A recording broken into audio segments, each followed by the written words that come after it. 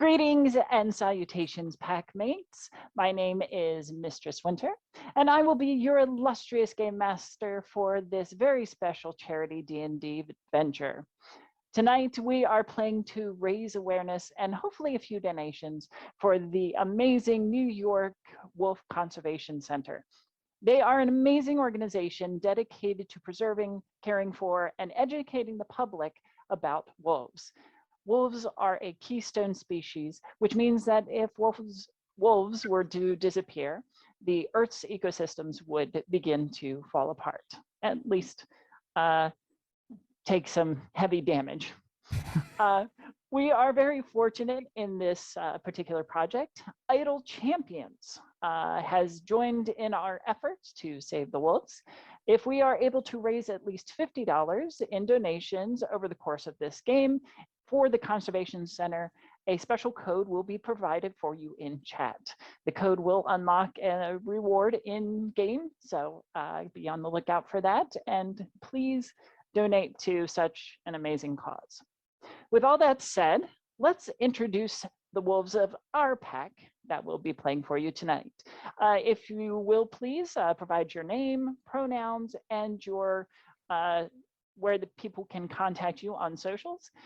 We'll get into the characters as we get into the game. Let's start with Jessup or Adrian.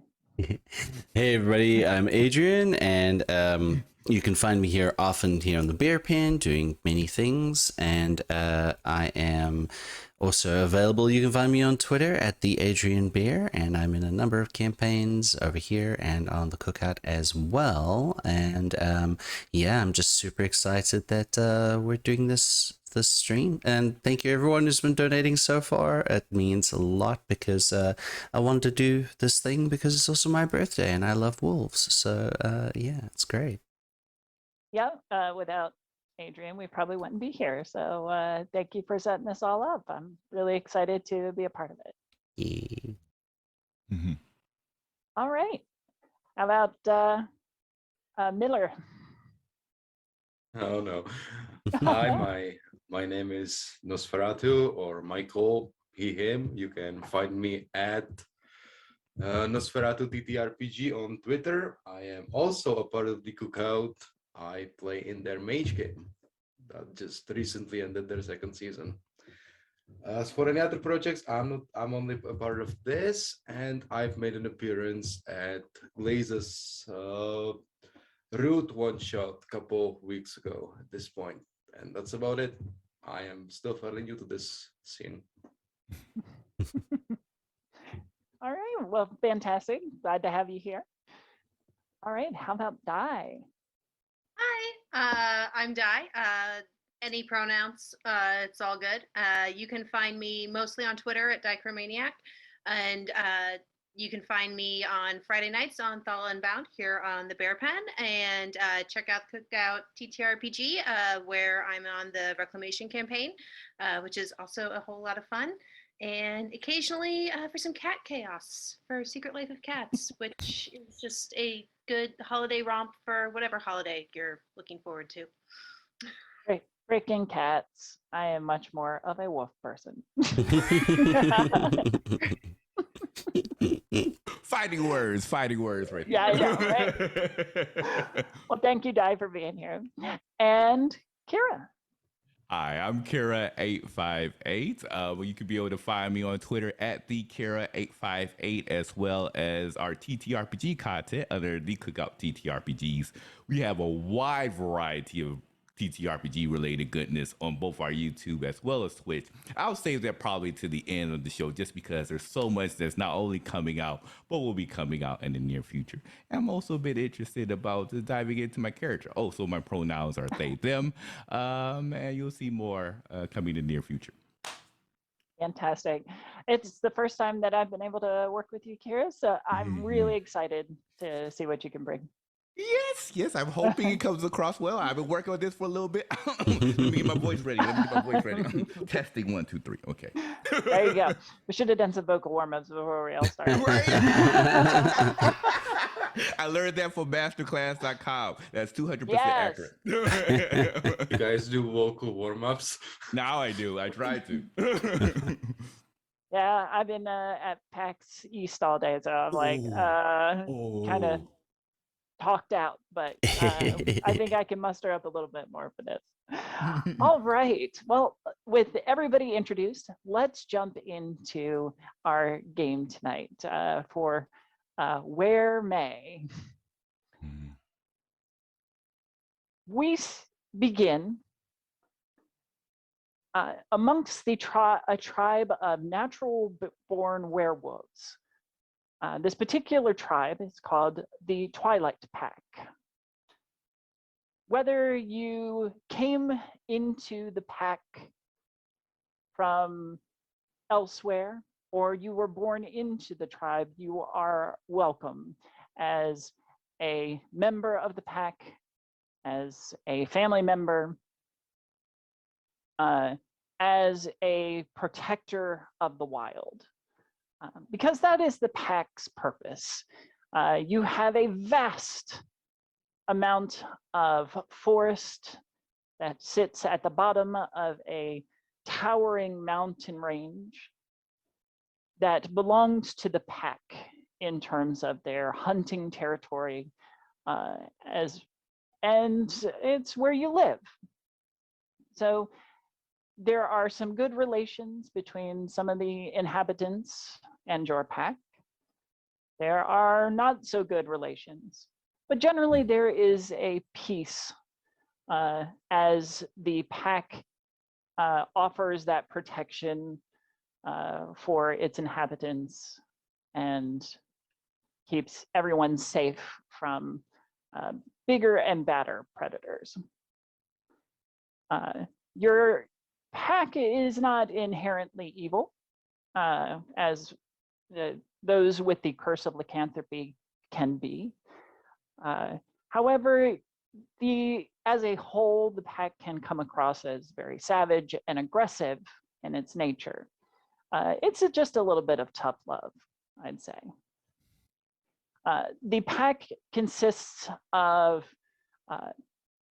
warriors, shamans, hunters, and their families, as they choose to have them or not.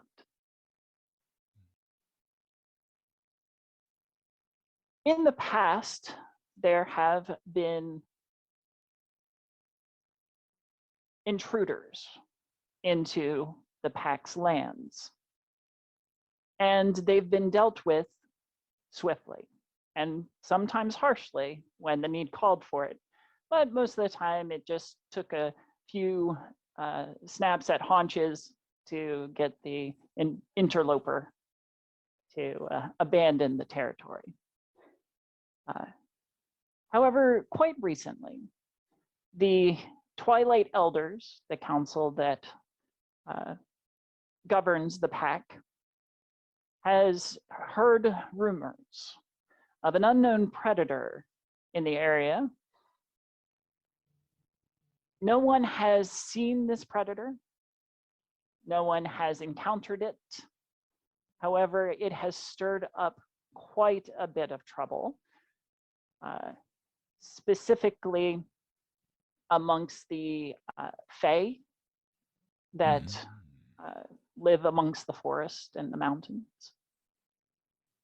And the pack is calling upon its youngest and bravest warriors and hunters and shamans to seek out this predator and remove them from your lands or destroy them.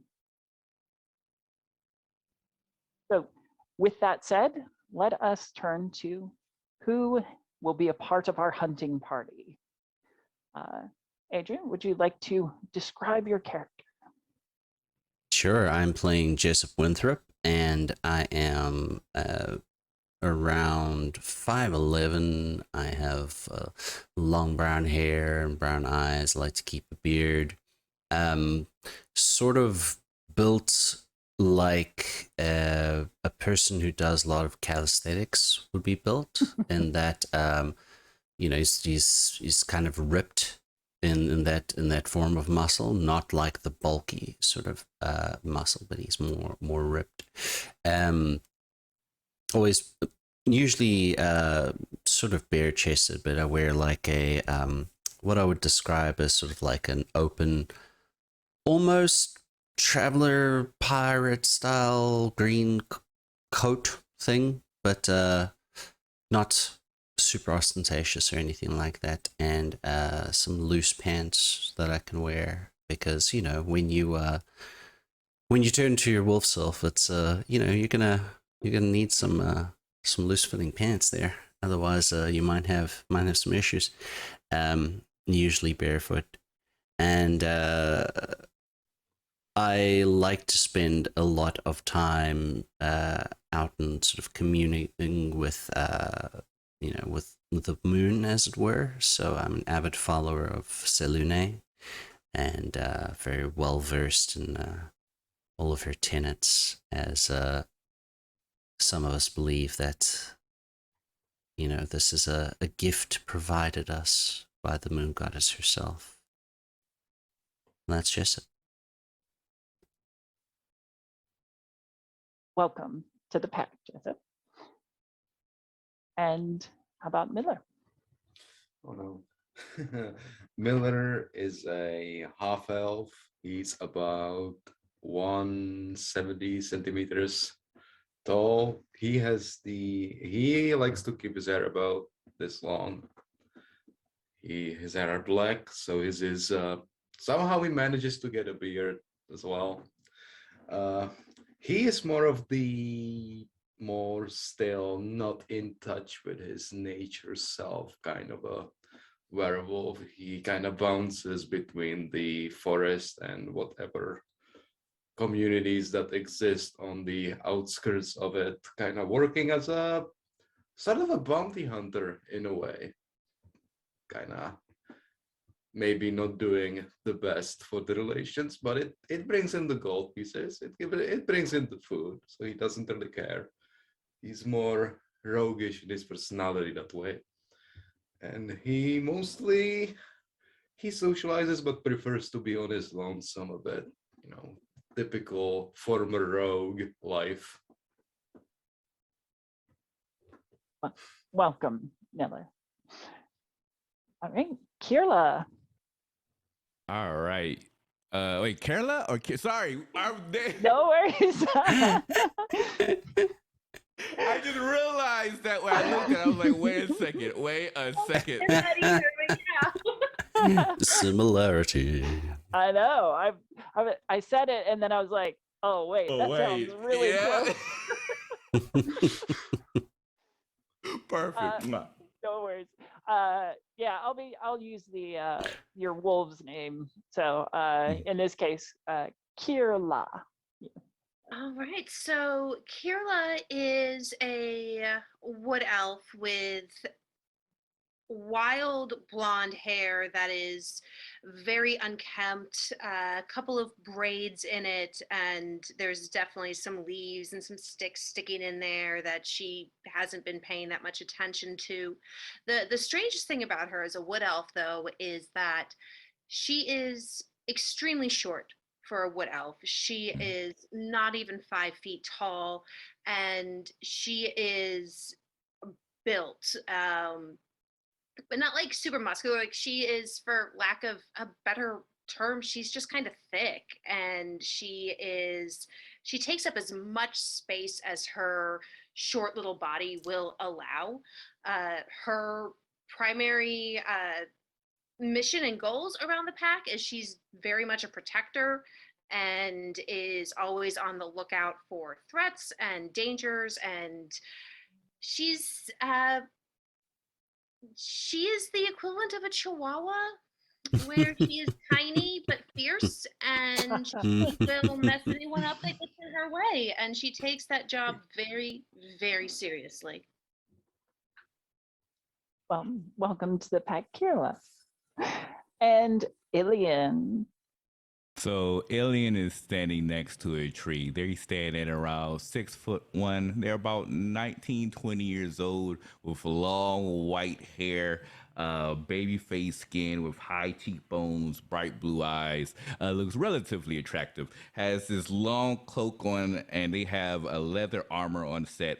Their physique is a bit wider. They're more mesomorph than actual ectomorph, but that's more due to probably training than actual physical, actual hereditary capabilities.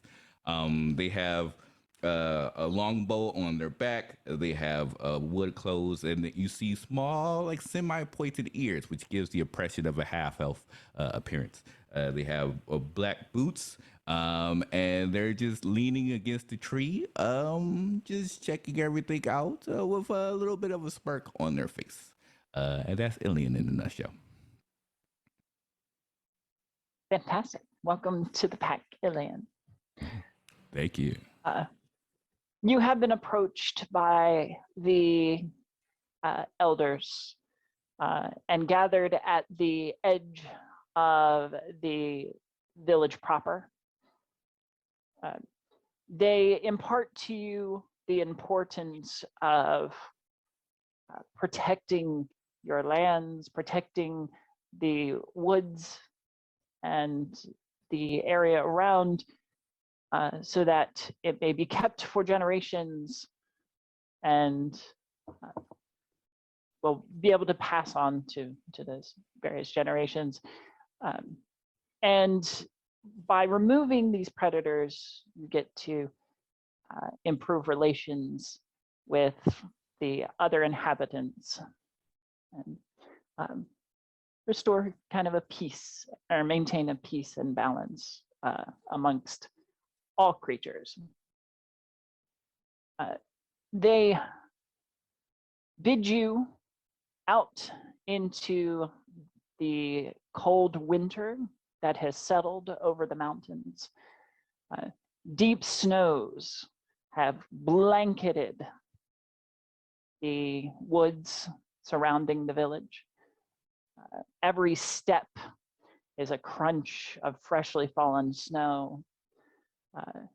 Trees have long lost their leaves, leaving only the pine trees to be any kind of green underneath their coverings of white. It is just about twilight as the sun has dipped behind the mountain range, and a large full moon has risen in its place, providing a nice light that emanates not only from the moons itself, but also off of the fresh white snow, providing pretty good vision, especially for the keen eyes of several werewolves. From there, what you would like to do in order to search for this predator is up to you. I know we have a job to do and all, but I have to say, it looks spectacular, doesn't it? And they kind of look over towards the horizon. She always does. I know, but it's just something a little special about it today. Just a little bit. Well, let's take it as a good omen then for good hunting. Maybe that's what it is. Now, Maybe the moon is smiling on us. I'd like to think so. So, what sort of information do we have? I guess maybe we can approach one of the elders and just ask for a wee bit more information of where they think we should begin our search. Sure. Maybe a bit of a description about that predator as well. I'm not too sure of going into this place without even knowing what they look like by chance. At least if someone has idea of what the tracks look like, or what any sort of something we can use to track them, broken branches or Hmm. prey Now- that they prefer. Now, I must ask, just for clarification from everyone here, are we for certain that we want to actually kill this creature, or is it possible that we may want to, say, talk with them a little bit, see if we could be able to come to a bit of a consensus? As long as they agree to leave our village alone, leave us safe.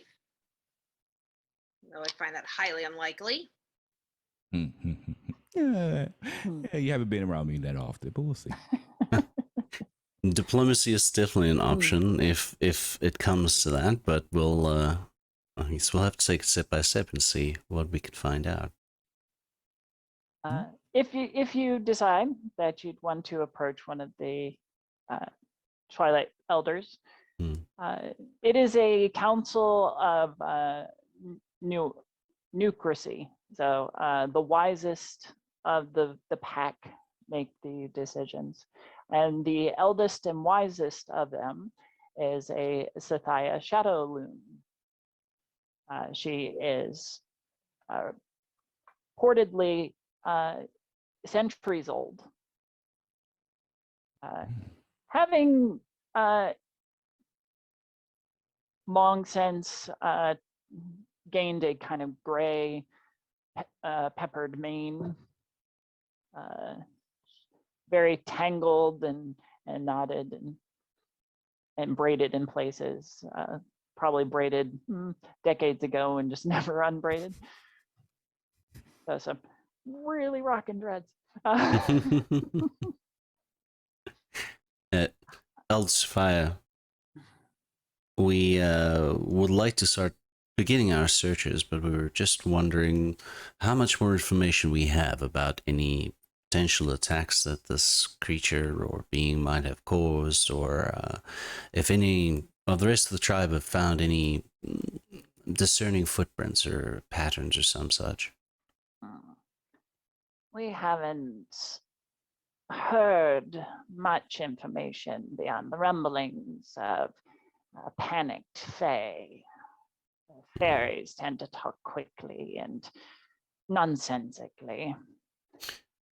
We mostly just have a general area of where the intruder has been staking claim, mostly to the northeast, at the foot of the Witch's Fingers, which is a several mountains that kind of stick up very narrowly and kind of like gnarled fingers.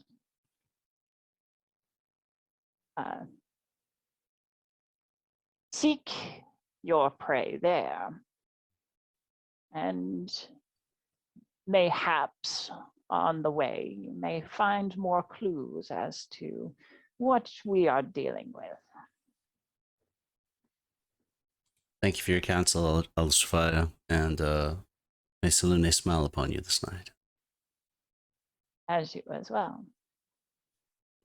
I will return to my comrades. So, northeast, northwest, northeast, Yep, northeast. Northeastish is where we should head. The Witch's Fingers, and maybe along the way we should try to keep our eyes out for any of the fae we might spot. They're tricksy.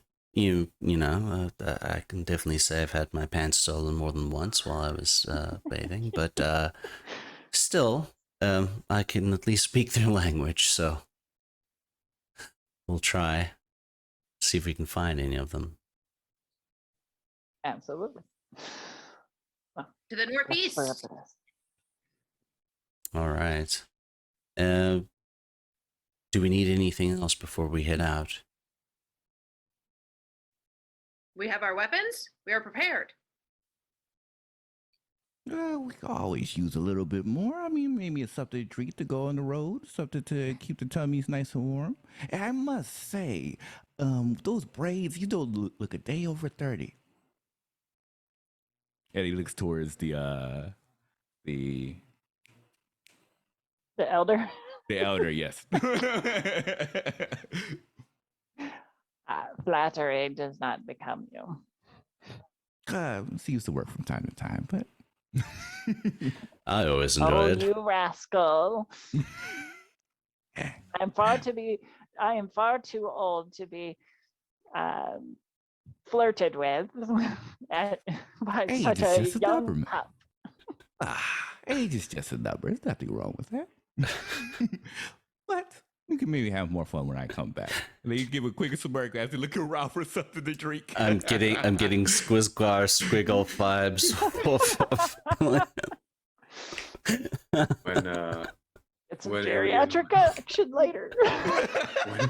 when Ilian mentions something to keep the tummy warm, Miller is just gonna grunt and throw a ration at him.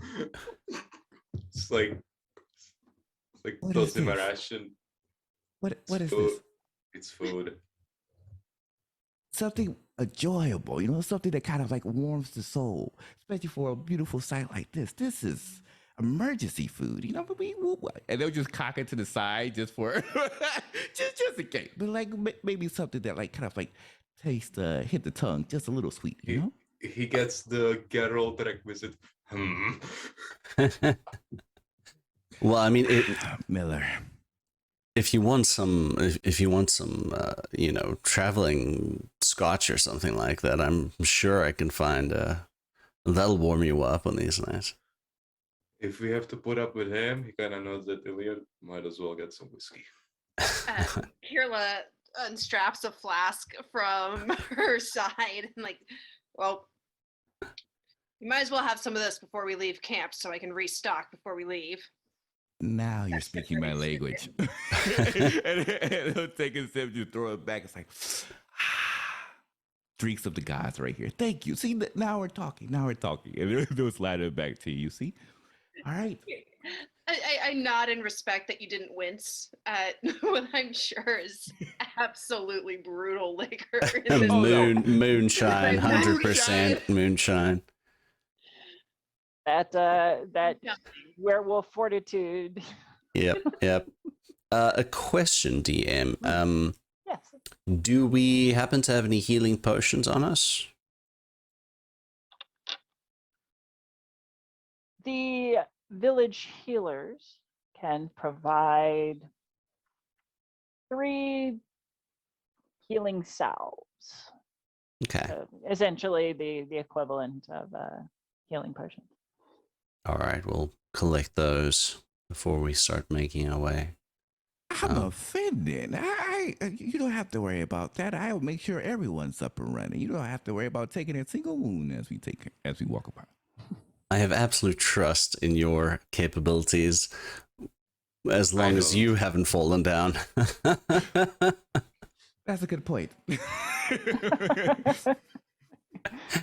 All right, northeast. Let's begin heading out. You head out of the village, trudging through the snow.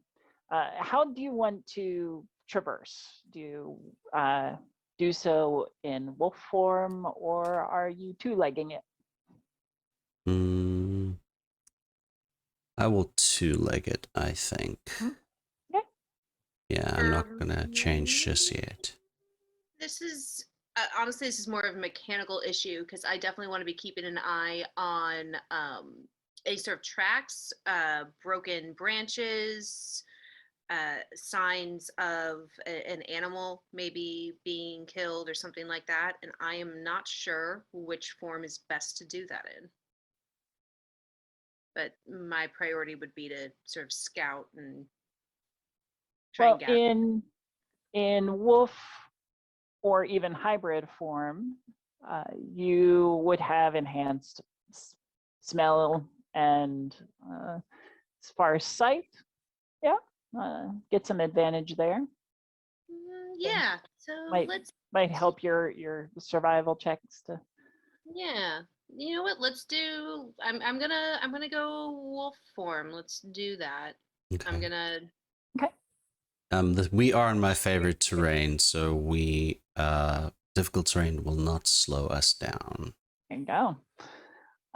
The snow is not deep enough, at least in these parts to provide any kind of difficult terrain. So you're not sinking down into it. It's just a nice, pleasant, like coating on the ground. What does your wolf form look like? My wolf form is very shaggy, also still bulky, but still small. And her fur is a blondish gray with, but she does have noticeably in her elf form, her humanoid form, she does have kind of like a scar, like scratches. And you can kind of see a similar sort of missing patch of fur where that scar is also translated onto her wolf form.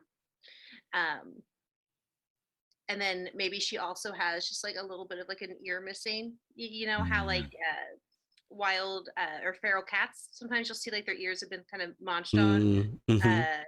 Similar sort of vibe, like half of one of the ears is just sort of, somebody took a chunk out of it.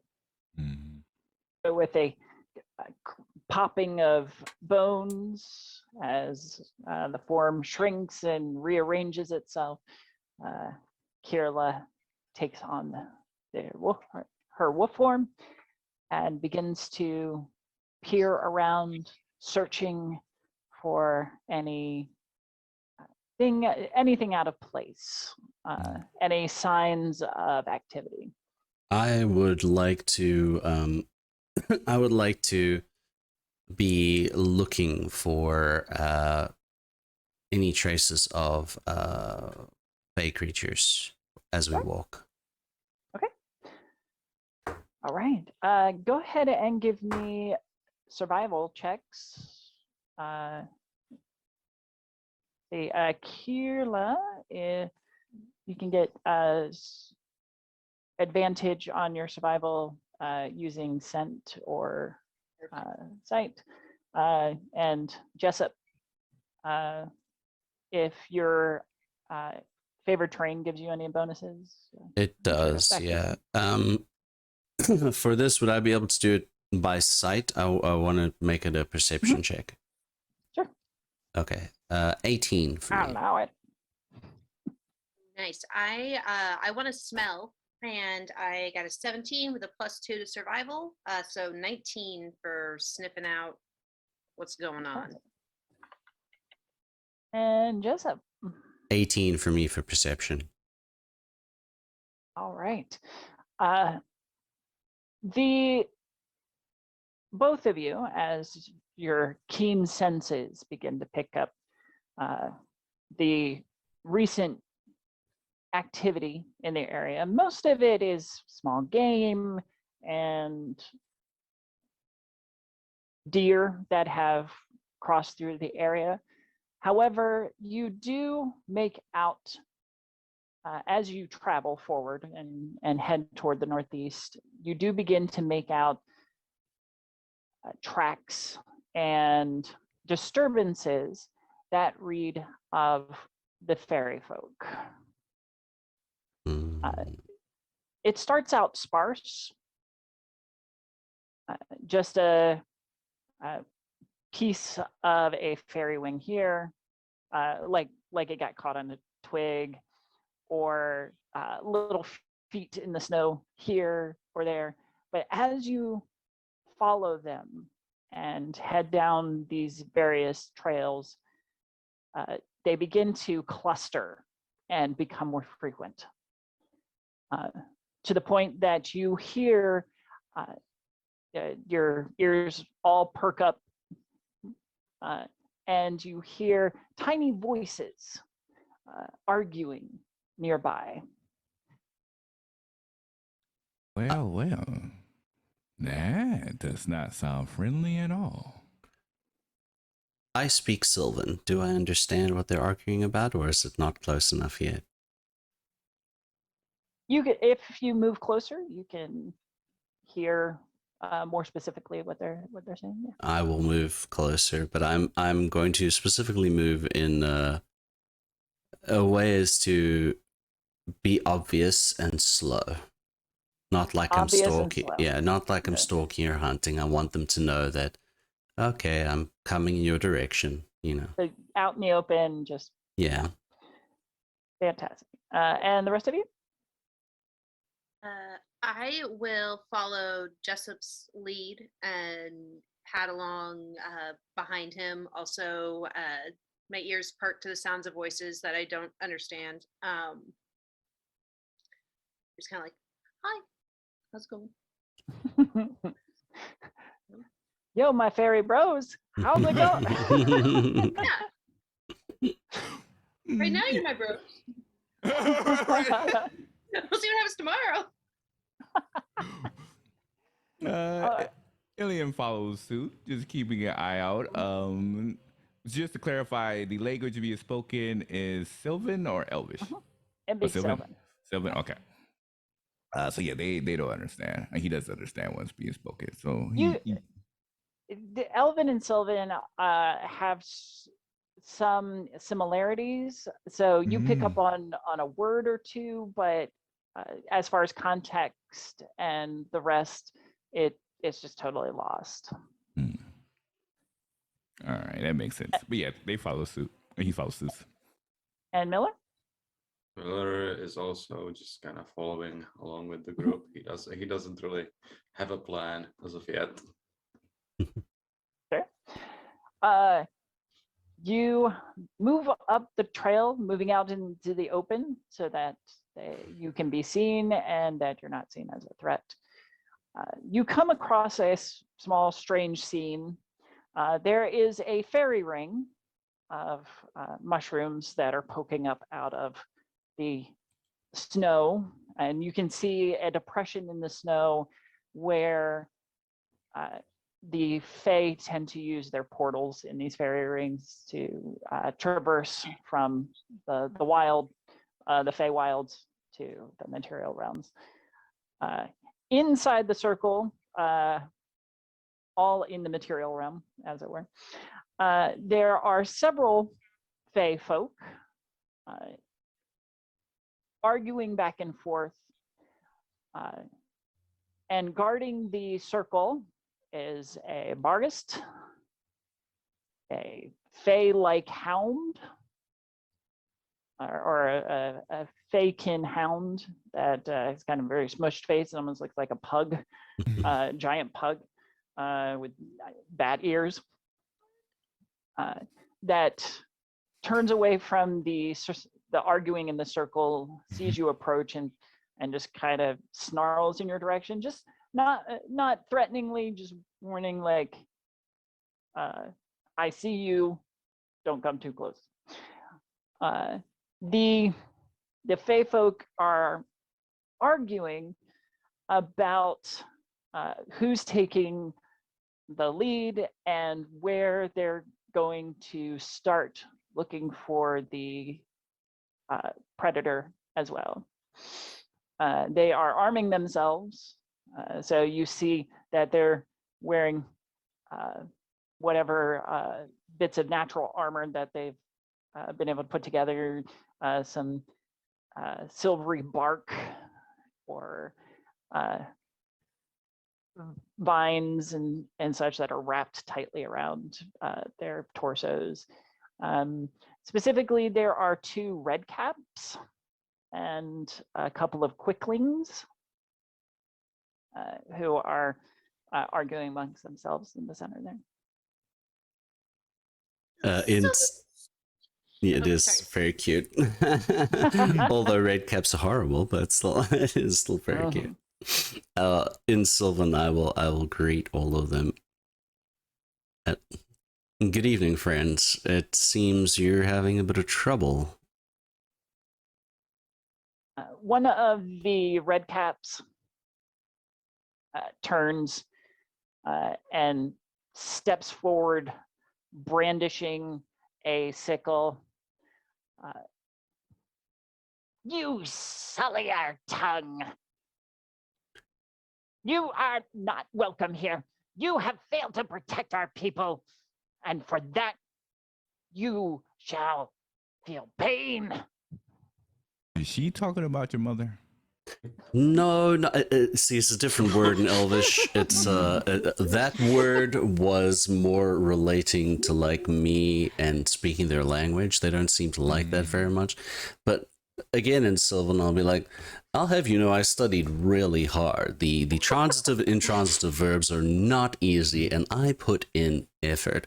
But aside from all that, we're trying to help. We're also looking for the same thing you are. And here, if it'll make you feel better, each of you can get a little drop of blood. How does that sound? Whoa, that okay. That is a huge offer for anybody who's familiar with Fey lore and magical lore. The blood is very valuable, Especially the red especially over the caps. person over the especially over the person who gives it. All right, give me a diplomacy with advantage, please. Persuasion, yeah? Persuasion, yeah. Okay. That's good. It's a dirty 20. Dirty 20. I like it. Oh, 21, actually. 21. Mhm. I thought it was +3, it's +4. Ooh. The red cap is taken aback.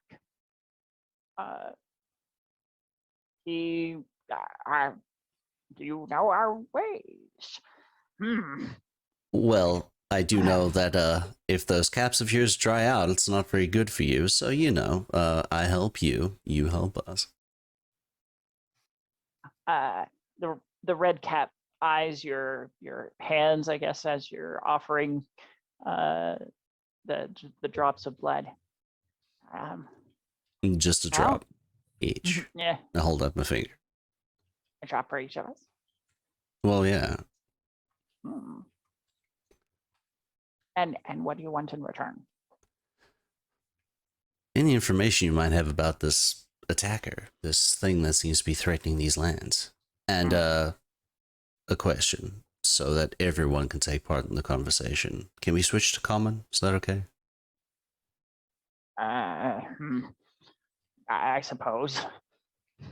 Thank goodness. All right, I switched to common. I switch back to common. All right. So our friends here do speak common. Here, take your payment. Mhm. And takes it reaches out with his little sickle. And I put one drop in one cap, one drop in the other. Promises given, promises owed. Indeed. So, what information do you have about this thing that might be in the area? We haven't seen it exactly. Many of our kin, though, have fallen to its teeth. One of the quicklings speaks up very quickly, so it's hard to really get a sense of everything that they're saying. And it's very large teeth, and it's several rows. It's like like somebody put a tape on fast forward, and you're trying to pick out the little pieces. Lots of rows, 4 arms, and everything else. Ooh, well, okay. I caught 4, maybe an arm. Maybe we just slow down just a tap. Here, they look towards Kierla, like, do you have some of that whiskey, that fine juice on you by chance? Realizing she's still in wolf form, like, maybe not. Yeah, Gim, calm down. I've got this. The predator that is eating our people has been targeting many of the Fae in the area, including lots of boggles and blink dogs and pixies. And nobody knows where it comes from. It just appears out of nowhere. A hulking form, and as Gim Gim says, 4 arms and 3 rows of teeth and a skin that changes color. Have any of us ever heard of something that might match this description? Likes to eat fae and the physical descriptions. Yeah, would this be like a nature check? What would this be exactly? Go ahead and give me a nature check, yes, please. All right. Ooh, that's a 4. Ew. I don't know anything. It sounds like a truly horrifying creature. I shall defeat it. 70. Oh, actually, no. Would my natural. Okay, no, this is not about the terrain. This is not about the terrain. This is about the Right. creature. Yeah, this would be more okay. about the type of creature it is. It is not undead by any chance? Doesn't sound like it, Okay. at least by their description. All right. 17 for my nature check. So go go ahead. 19 for your druid. Ilian, and eventually Jessup would pick this up as well. Ilian, you know that fae are prone to hyperbole and blowing things out of proportion. So at least that last bit about the 4 arms, the 3 rows of teeth and skin that changes color, there may be some exaggeration. So maybe it has 3 arms, maybe it has 2 rows of teeth. You're not sure, but it may be an unreliable witness in these fae. How about this? Can anyone manipulate maybe like a stick? Perhaps we'll do like a quick drawing in the snow to see what you see before. Maybe something to give us like a visual representation of what you came across. That might be beneficial because that's a lot in one creature. Why would one creature need 3 rows of teeth? One of the quicklings dances really quickly in the snow, carving out an outline of this Sasquatch-looking creature with 5 arms and 2 mouths. So we added some and subtracted others. Well, You got to give him points of creativity, though. That is true. They look towards the others. Say, we may be going in blind in this circumstance. If you are intent on proving yourself as our protectors, I suppose that we won't need some of these weapons, and maybe you could use them. I'll never say no more weapons. Goes over and collects these 3 small vials that have this gross-looking slime in it. Oh no! 3 servings of our very best hag spit. Can I sniff this and ascertain what this is? Sure. You give it a sniff, and your nose practically is singed on the inside from how acidic It's that it bad. smells. It's leaked out under the cork that they have at the top. It's essentially a vial of acid, of potent acid. 3d6 acid damage on hit. I was just looking at it like, Remind me never to talk to a hag if that's what their spit's like. Or be at a faraway distance. Make sure that they cannot be anyway 10 feet at the minimum. 10 feet. Saying it, not spraying it, basically. Exactly. Make sure they, you know what, we may need to enforce cottonmouth when we talk to them just to make sure. It's like 'cause, social distancing. Like, Mm. Yep. You know what? When we go back to the village, I'm going to see if I can work with some cloth, perhaps, or something to put maybe like a mask over their face, make sure some of that acid doesn't drench the entire world. You know, so we'll that's look into that. that's a good cast plan. N95. Mm. I cast N95. You need like a full You got body. the shield and everything. Yeah, hazard suit. It has. All right. Okay, Dean, this is a long shot, but I'm still in wolf form, and there's this fey dog, right? Yes. Is it possible for me to communicate with this dog in a way to try and gain more information about what this creature may actually be from that dog's perspective? Maybe without some of this fey hyperbole mixed in? Like, what do they smell like? Or what the general vibe the dog has of them? Oh, it's not a Vargas. Sorry, I misspoke earlier. I have.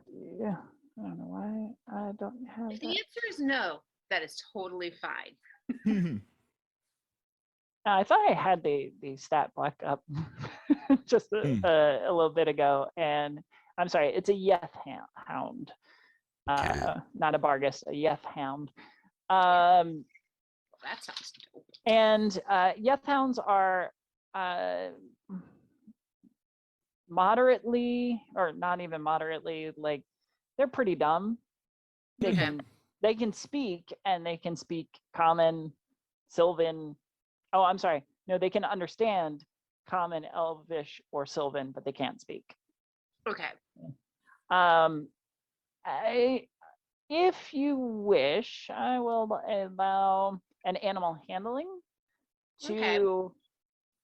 I guess, get a little bit of communication, but you're probably not going to get anything extremely concrete unless there's a great roll. That's fair. I have a -1 to animal handling. Scratch twice in the snow if the thing smells like butt. 15? 16 -1? 15? So you, in wolf form, do a kind of like whiny, like pawing at the ground and trying to communicate with this Yeth hound. It understands what you're getting at, and communicates that it doesn't know, hasn't encountered the creature. Totally valid. All right. If there's a way I can communicate thanks back to the Yeth Hound for their cooperation, if nothing else, I would like to do that. Do a tail wag and a butt shake.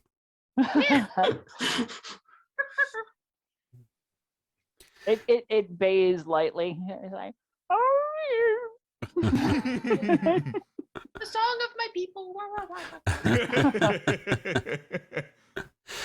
All right. Well, aside from what it might look like, do you have any reports of where Lost may have been seen? Like a little bit more concrete. It has made its home beneath the witch's fingers. Okay. There are systems of caves all throughout those mountainous malformations, but we have yet to locate its home. A question, DM. How far away from our current location are the witch's fingers? At least 2 more hours of travel on foot. So more than a mile? Yes. Okay. All right. Well, we can and keep going in that direction, I guess. And then when we get a bit closer, I can try and see if I can sense anything. All right. Fantastic. Anybody else have anything else they want to do before they?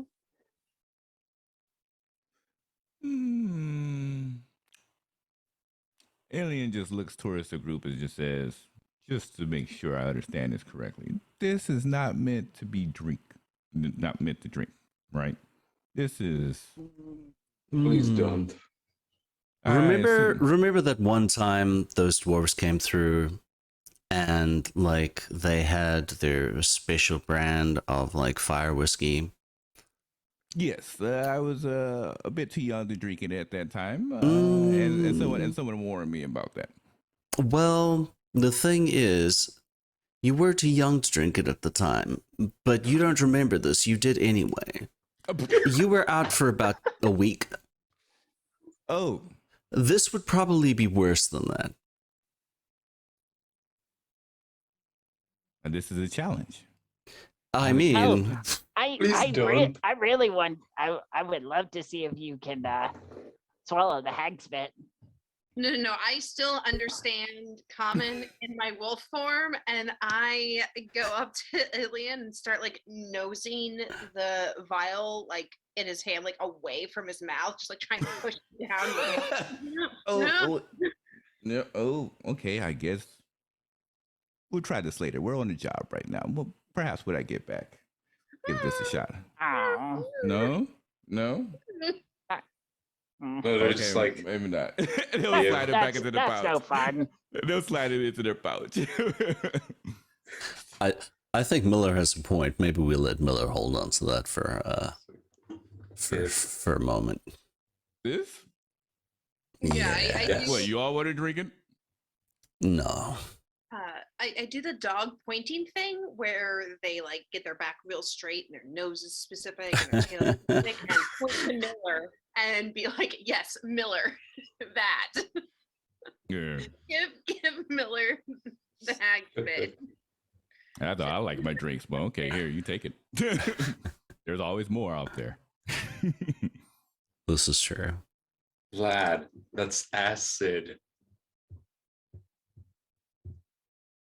But that's not the drink. So you should have told me that before. I never would have thought about drinking it if it was acid. Well, Would I you, mean, though? the jury is maybe out on that one, but let's keep going. Let's keep going. All right. So you head off in the direction that the red cap points you to the base of the witch's fingers. It is a long trek to them. Hopefully soon you will start seeing the signs of the creature that you are hunting. As you travel, the moon rises high into the sky, shining its light upon the snow and the crystalline peaks of the mountains to the north.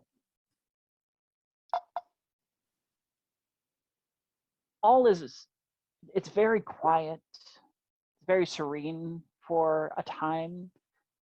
It's very strange, but also very peaceful. Very isolating, but very peaceful. When a shadow casts over you briefly, and carried on a breeze that smells of malice. now, is it just me or does that not smell pleasant? It's not just you. Yeah, I'm still in wolf form. I imagine this is highly offensive. A second shadow casts across the other that had passed you. And you get the sense that you have become prey in this moment. I would like Nice. to shift into my hybrid form. And may I use primeval awareness?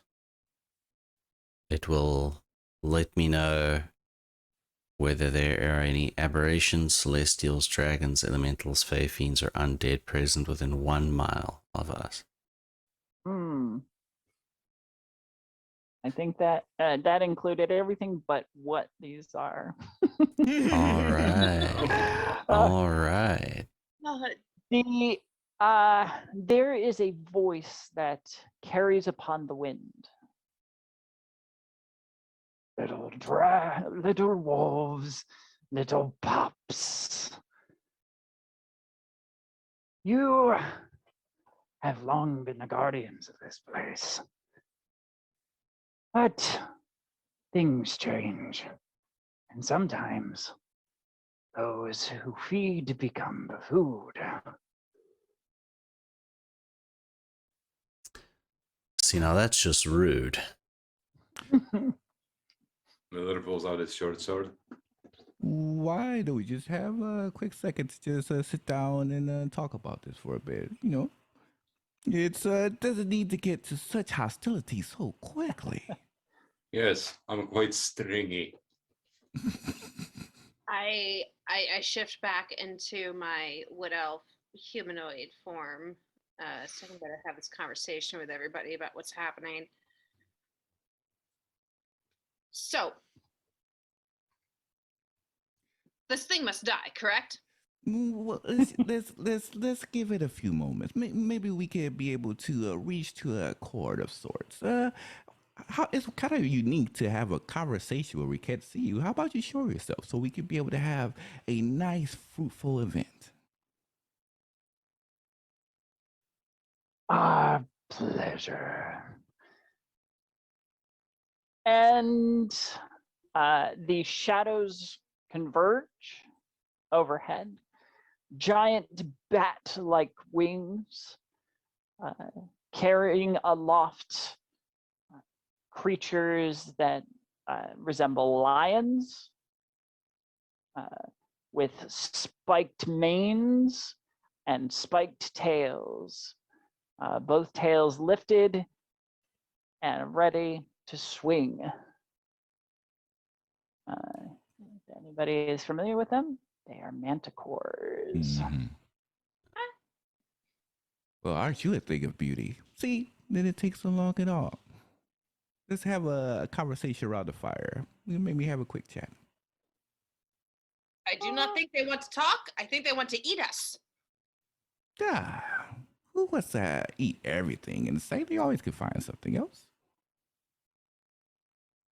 Besides, pretty sure we could come to a consensus. They're intelligent. They're not,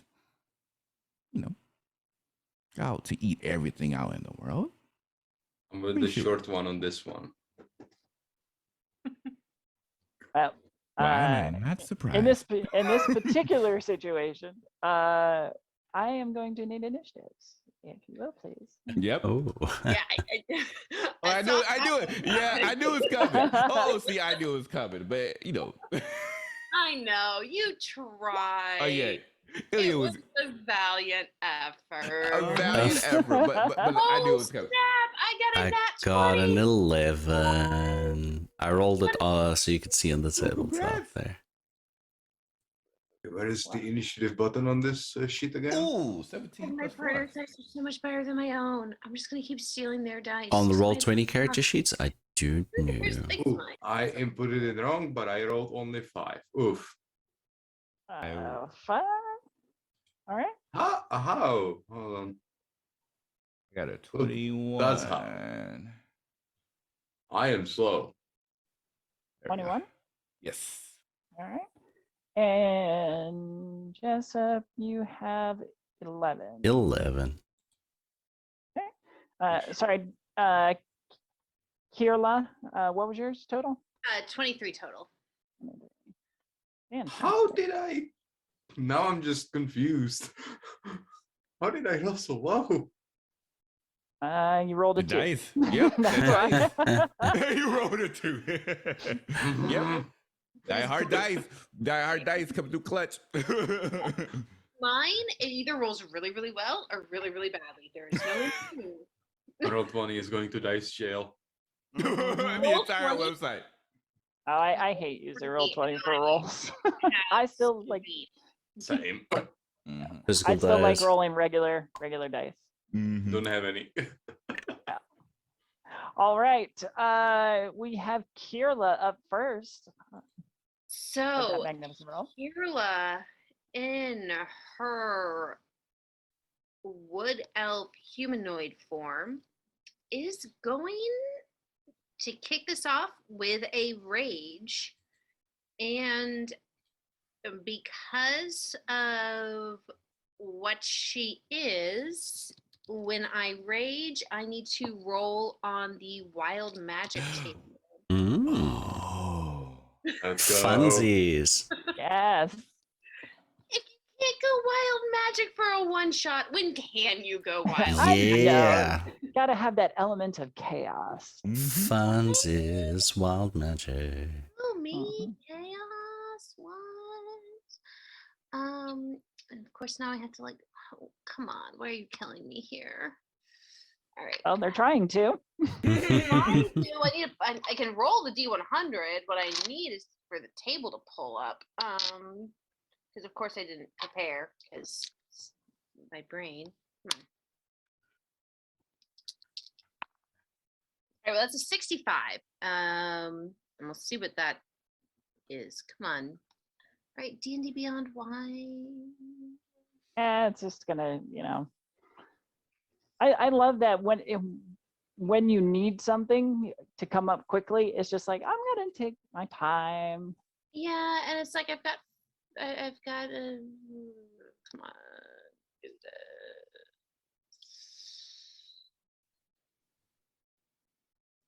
Why is it not here? Let's see. What'd you roll? Sorry. 65. Up to 3 creatures you choose within 30 feet of you take 4d10 lightning damage. Wait a minute. Oh Wait, now? no. Wait Are a you doing minute. this right now? Oh no. Wait a minute. Well, I choose, right? 1, 2, 3, 4. Oh, you choose. Okay. Within Yeah. 30 feet of you. And there's 2 manticores or just the one? 2. Two. Two. One behind Right. us and one in front of us. Okay, so do I have to pick 4 total or can it just be 2? You have to choose. I have to choose 4? Wait. No, Oof. up to 3. Oh, Hmm. so you can choose only 1 or 2. Well, the 2 manticores are getting 9, 10, 14 plus 7 is 21. 21. Yeah, 21.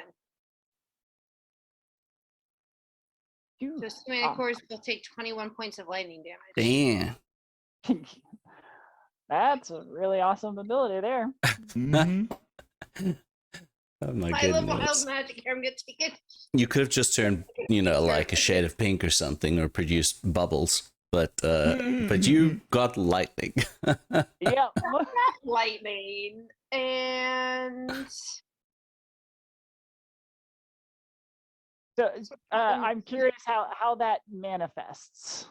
okay, so Kierla, when she goes into her rage, all of a sudden you see like from the ground beneath her, from like her bare feet, because really all she has is the custom armor of the tribe, the clan. So there's nothing on her feet. It's just that woven leaf armor, vine armor, and so the lightning sort of coalesces up into and across her body, almost like this chain around her, and then she points her great axe and out of her great axe, and then sort of splitting to the front and behind, the lightning goes shum shum shum shum shum. I have the power. I'm imagining like a werewolf version of Thor. Yeah. I was about to say. I would never forget that sound effect. That's what lightning sounds like for now on. Shoo, shoo, shoo, shoo, shoo. Why not? How could it sound like anything else? Exactly. Exactly. I'm totally gonna be tweeting about that later. I'm just gonna go. Shoot, shoot, shoot. All right, so these bolts of lightning explode out of Kierla's position and strike the Manticore's true, dealing a whopper of a hit to both of them. Is that your entire turn? No, that was my bonus action. Yeah, I was gonna say that should be. Damn. They are pretty far away from me still, I imagine, right? How far away are they? 30 and 30. The one behind you is 25, I think, and the one in front of you is 30. Okay, in that case, I am going to take out my boomerang. And I am going to go for the thing that I see in front of me and just whoop. That gives me a range of 60 with a +6 to hit. I don't think my rage does anything to help me, but all right. Oh God. That's a 10. Yeah. Yep. The Manticore rears back on its haunches as its muscles contract and spasm from the lightning, which causes it to pull out of the arc of the boomerang in that particular case. That's completely fair. I'm not gonna be mad about that. Yeah, and then I think I want to stay in sort of a middle position between the two manticores to try and gain as much of their attention as possible, which I probably have at this point, honestly. Yeah. And pretty solidly. Just lift my great axe up in the air with one hand and hopefully catch my boomerang that's coming back to me with the other, and just sort of roar up into the sky and be as big as a 4'11" wood elf possibly can. Does it take an action for your boomerang to come back, or I do. I'm not sure if you'll look that up for me while we move on. A ranged to... weapon. On a miss, a boomerang returns to the thrower's hand. Oh, awesome! All right, there you go. So doesn't cost you anything. It just right back. Boom. Awesome. All right. I believe it is Ilian next. 21.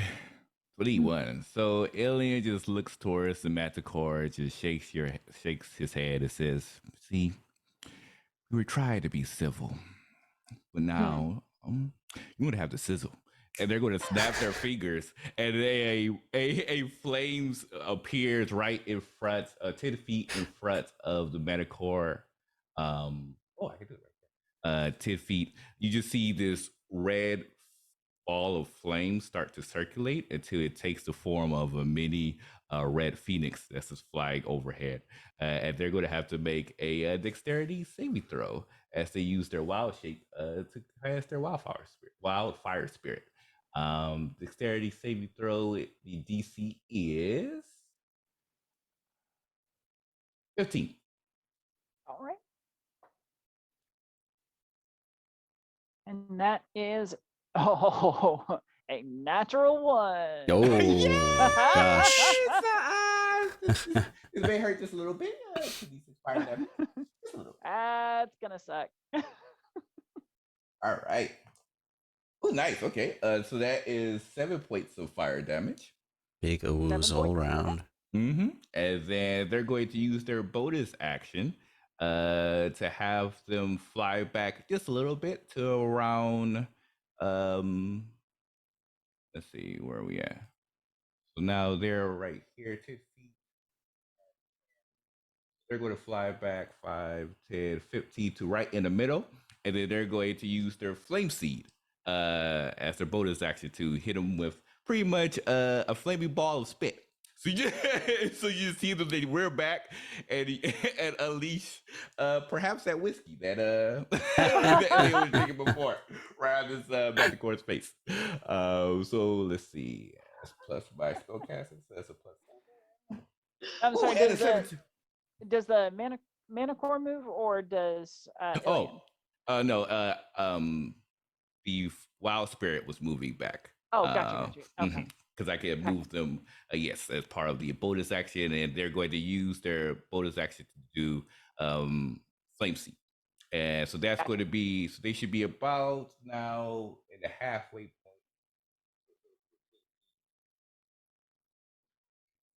Probably like right here. Who's wait? Probably gonna be about right here. Okay. And their range is 60 feet. I rolled the dice. I got another 17 on the die, so that's a plus 8. So that's a 25 to hit. That is definitely going to hit. Yes. Yay! All right, and that's gonna be another 1d6 plus bonus. That is 4 points of fire damage for the second attack. Yeah. And that's it for their turn. I'm sorry, how much damage? I apologize. The second attack, which is 4. Roll a big fat 1 for that fire damage. Oh. Yeah, it's okay. All right. Well, it is the Mint Core's turn after being assaulted with lightning and fire and spittle.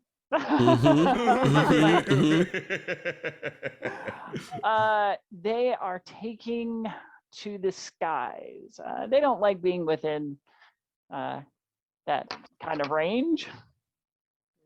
So they both take flight, lifting up about, we're going to say 75 feet off the ground. Ooh, okay. And their tails swing up and down, throwing long, sharp spines toward the group. Specifically, tail spike toward the ones that were doing the most damage. One toward Kierla and one toward Ilian. So the first one's toward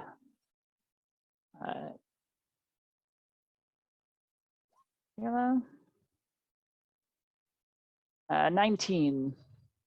Oh, yeah. A 19 hits, but what kind of damage is it? It is piercing. Okay, so I am resistant. Mm-hmm. Okay. So you'll take half of 8. Okay, so I will take 4. Right, and then the second one at Ilian, which is 14. Shoo! Nope, they miss. So Alien sees the tail coming from the side. He's just like, oh. It's like a lawn dart. It just like sticks into the snow. Those Rude. dangerous lawn darts. Rude. That's what I was saying. Mm-hmm. But no, you wanted to talk to them, Ilian the Silver Tongue. But nah, I'm kidding. All right. Vulcan villain, I love it. Jessup, your turn. All right. So, on the manticore that was behind me, I know it's in the air now, but I am going to use Hunter's Mark on it, which is a 90-foot thing. So I'm not rolling the damage, it's just I'm casting it. So if that number shows up, and then I am going to pull out my bow and arrow, my longbow, and I am going to take 2 shots at it. Okay. Boo. All right. Cha-cha. Pew. I'm guessing a 10 misses. Correct. Can't miss, I think. That was 11. Yeah. Ah, Yes. dang it. 2 arrows head up, and with a beat of its wings, the arrows kind of divert off. All right. I have 30 feet of movement, so would I be able to try and climb up into a tree that is that's like to the northeast of me? Yeah. Give me an athletics check. Okay. That would be a 10. And you make it up about 5 feet. Okay. There's still a lot more tree. Yeah. I'll move myself just to the tree that I was going on because I want to try to get higher to do something stupid a little bit later on. All right. That is my I'm doing turn. something stupid. All right. And then Miller. Miller just kind of looks at the situation and says, "You talk a lot of crap for someone chewing on fairies." And he's gonna pull out his hand crossbow and take a pot shot at the one in front of them. Okay. Where is my hand crossbow? Here. Normal roll. What's the range on a hand crossbow? I think it's 120, and I miss. Oh man, hand crossbows really good. The max range is 120, but you'll still be at a disadvantage after 30 feet, I think. Okay. I miss anyway, so. But yeah, no harm there. All right. Anything else? Well, since Axe Church would be a waste, the next attack is also a waste. I'm just gonna move closer. Okay. Where is my here? Each box is 5, right? So that's 5. Yeah.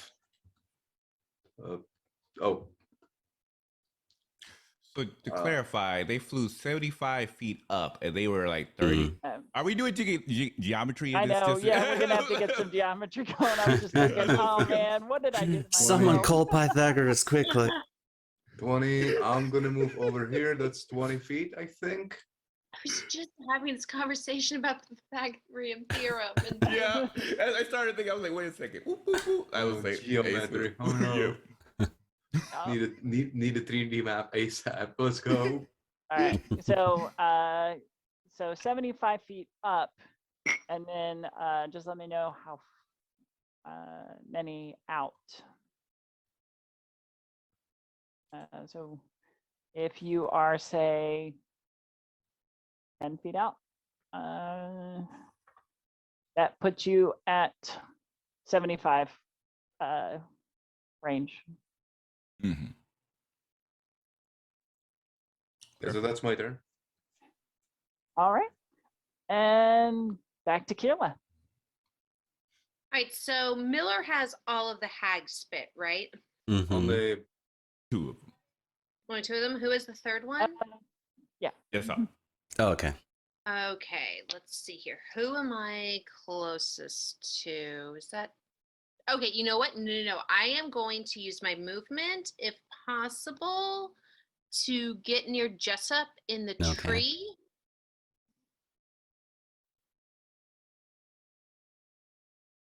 Okay.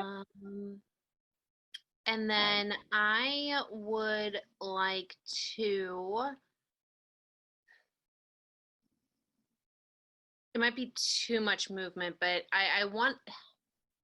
Basically, what I want to do is I want to take the hag spit and get close, get within range, throwing range. Mm-hmm. Oh, you know what? I bet I can boomerang further than I can throw because the boomerang has 60 foot. Mm-hmm. So what I would like to do is this is the overarching plan. Whether or not I have enough movement to do this Sure. is the problem. I want to get to Jessup, take the hag spit, use a bit of the rope that I have, tie the hag spit to my boomerang, and wham the boomerang at the bad guy with the hag spit, with the intention of it just being like a water balloon, volatile water balloon on a boomerang at the manticore, and hoping that it shatters upon impact. Okay. So you'll be able to get it all put together and potentially up into the tree for this turn, but you'll have to wait until the next turn for your actual attack. Totally. So go ahead and give me an athletics check to get up into the. I can do that. Athletics. Oh yeah, baby. All right, this is 16 plus 6. Oh yeah. 48. Was on this day that the spit Kierla, boomerang was invented. Spit My boomerang. legacy. Finally. You Kierla just leaps into the tree, claws grabbing into the bark, snatches up the hag spit on the way up, and ends up in the top of the tree, wraps the hag spit up on the boomerang, and that's where we'll return back to her. All right. Ilian. So Alien looks up and says, "Now where are we going?" Okay. And they'll take out their longbow, and then bring it back, and they're going to essentially shoot them with their longbow for their action. Oh, perfect. That's a 16 plus 8 to hit, so presumably that hits. And That does hit. I'm going to use trip attack. So they're going to have to make a strength saving throw, DC 15, Okay. or they're knocked prone, so they pretty much fall to the ground. All right. Mm. Well, let's see what the dice say. They critically succeed, Oh well, there goes that. Okay. but you still hit. So go ahead and what was your damage?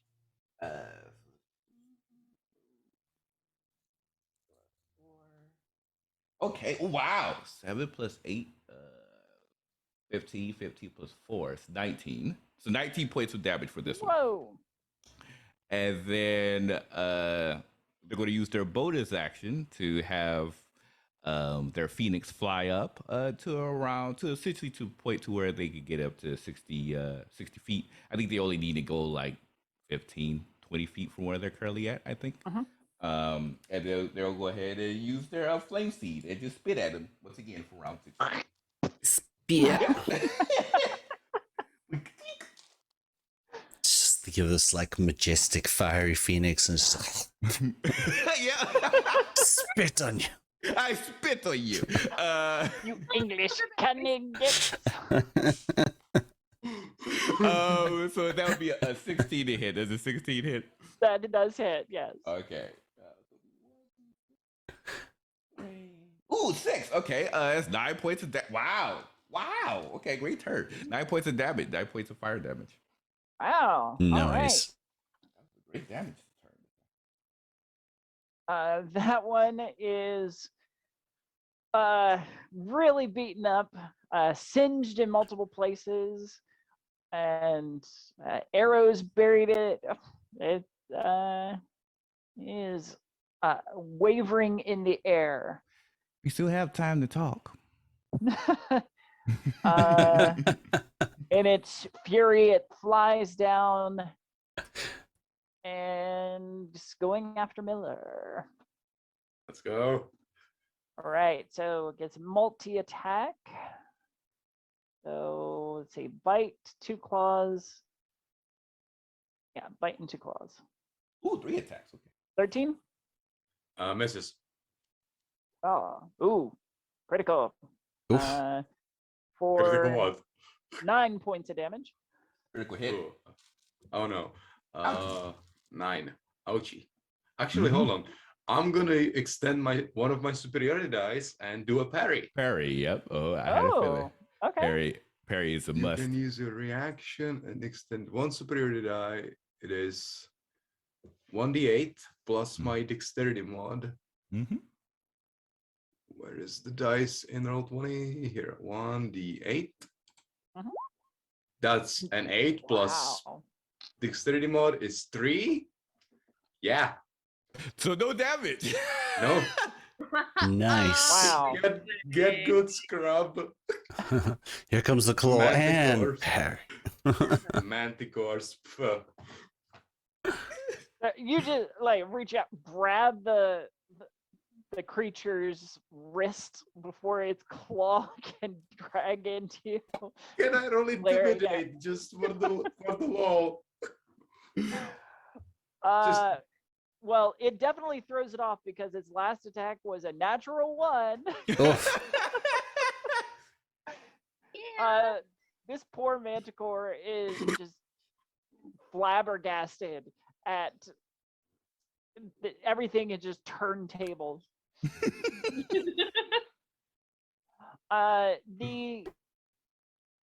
Its mate sees the figures climbing the tree and is going to fire tail spikes, or a tail spike at the most vulnerable, Tail spike. Kierla, Oh, and misses terribly.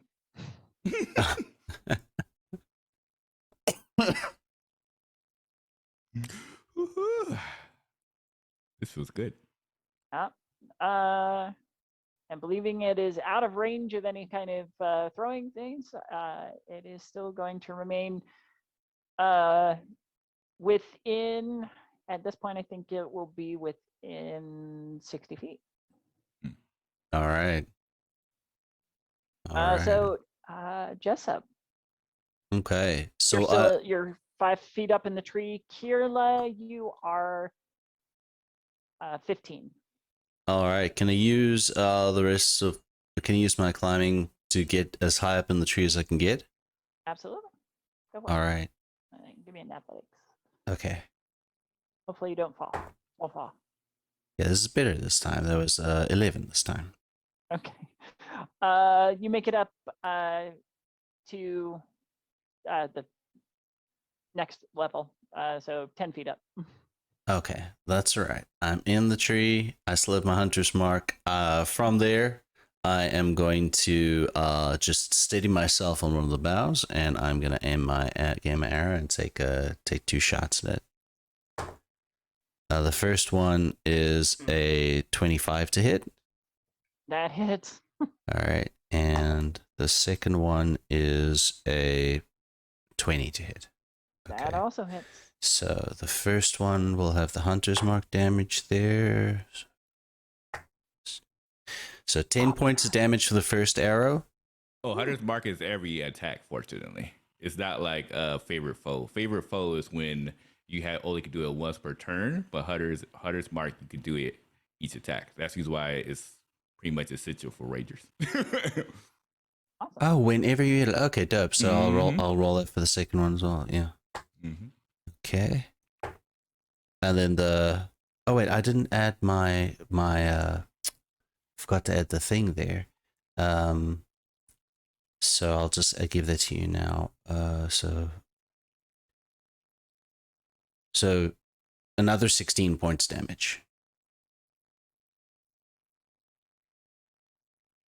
Yeah. Oof. Yeah. They're learning who they're dealing with. Yeah. Looks like you picked As the your- wrong woods here. Just As your saying. arrows strike true, burying itself in its thick hide. All right. And Miller. So after Miller catches the claw, he's just gonna do fire from the hand crossbow again. Okay. because I looked it up. Apparently, hand crossbows are an always ready weapon, so reloading is kind of funny. Mhm. Let's go. Normal roll. Does 14 hit? That does hit. Okay, what's the damage? Hand crossbow. Probably Oh, a wait. D6, I guess. Oh, wait, this is weird. Why does? Oh, I have to click. Okay, I do 9. 9. Ah. So you have grabbed this creature's wrist, keeping it from scoring you. You cock back your hand crossbow, place it nicely under its chin, and pull the trigger. The bolt shoots up into the creature's face, and it stumbles back on its haunches, completely bewildered before collapsing to the ground. He still flips it off as it dies. Just the most disrespect. Yes, that it's like teabagging at a moment. That one was mine. That still counts for me. I did most of the damage. That's what counts for me. Yep. Yep. Did you? And Miller is gonna I'll be use beaten the- by now. Hold on, let me calculate my movement real quick. 5, 10. Yeah, and he's gonna move as close as he can to the next one. Okay. I think that's about here. Hold on. I am a dyscalculic. I am terrible at math. Oh yeah, that's about it. Yeah, Yep. You're good. and that's my turn. Alrighty. And then we're back to the top with Kierla. So, because I did not hit and was not hit last turn, my rage dissipated. Aw. So Oh. I would like to rage again. Let's see what happens this time. Oh, So- is there not a fatigue mechanic? Mm-mm. Let me No, you can raise it as many times as you want. only the until only I run out. yeah, till you run out. Yeah, the only Okay. one that gets fatigue is I think it's the one that gets a frenzy with a Berserker? rage. Berserker, Yeah. Berserker Barbarian. They get Gotcha. they get frenzy, but then they get exhaustion after that. Mm. But they Gotcha. get 3 Okay. attacks. So Well, very cool. And actually, I have the table put up this time. So this is a 43, which makes me a. For the next minute, you can teleport up to 20 feet as a bonus action on each of your turns. That's Let's go. awesome. Boom, boom, boom, I boom. love it so much. I You never suddenly want- become Nightcrawler. yeah. Oh my god, yes. Okay, so Nightcrawler. Oh. oh no, But this is now a thing. thing. Unfortunately, because this was my bonus action, Yeah, you can't do I'm gonna this. have to wait until my next turn. Hopefully, this will maintain. Well, no, yeah, because I can't. Because then it would be my action. I'd be next to them, and I can't hit them. So I think Rule what of I'm cool. gonna do is hope that I get hit in the next round and continue on with my. Let's see how far away. Slap the other- yourself in the face. No, that's not the I worst mean, idea. Could I That use is the a thing you reaction? can do. Can I use a reaction to slap myself in the face before the start of my next turn? If you want to deal yourself damage, I suppose so. I might just do that. In the meantime, I want to Have stick with Jessup just like Hey, I Just am slap open me. to people Wait, what? using their bonus action. Hit me. what? No, it's fine. It's fine. I promise. Just hit me. It's called No, I consent. You have it. Now slap me. Yes, exactly. You have. Am I supposed to consent to slap me? No, but in game terms, what I want to do right now is I want to stick to my original plan with my spit boomerang and whale it at the surviving manicore. Okay, go for it. And so, Oh, well, if you're attacking now, you still would keep rage because you're at least attacking. You don't have to hit to keep the rage. You just have to make an attack to keep the rage. So you're good as long as you. I did not even attempt an attack last round, though. Yeah, exactly. So yeah. So this time you should be. Okay, so yay! All right, here we go. Let's see. Thank you, Kira. I really appreciate your knowledge on D&D. No worries. Glad to help. No, I truly appreciate it. So, what you got, Kierla? I got a 10 plus 6, so it's a 16 to hit. That hits. Awesome. Though I do Spit have to rank, say, I spit do rank. need it at disadvantage because of the added vial. Wobbly That's weight. totally fair. Well, that was an 18, So still hit. 16 Yeah. stands. So you managed to compensate for the balance offset of the or the weight offset for the vial. Lick your thumb. Flick it up. All right, so 1d4 plus 3 base damage. Oh, well, that was fine. Fine, d4. You are lost to the carpet and the cat. Oh, well, that's a 1. So that's a total of 4 plus it's 3d6 is Yep. the acid damage. Does it explode? Does that? It does. All right. So that is a 4, 5, and a 2. So that 11. is 11. Thank you, people who do math. 'Cause I don't. All right. So that's an 11 on top of the 4. So 4. totally 15. Yep. Loaded that as acid. Fantastic. So you fling this boomerang up at the manticore hovering there, holding or winding its tail back for yet another shot. The boomerang strikes true, and you see a spray of dark liquid, and followed very shortly by a puff of sizzling smoke. Your boomerang is going to be lost in this process because it's also going to take the acid damage.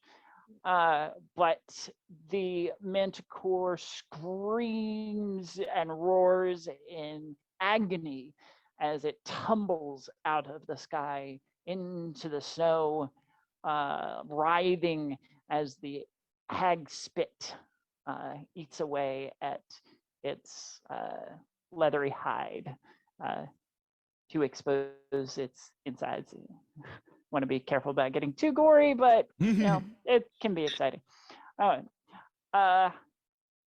It thrashes a few times before it finally goes still smoking.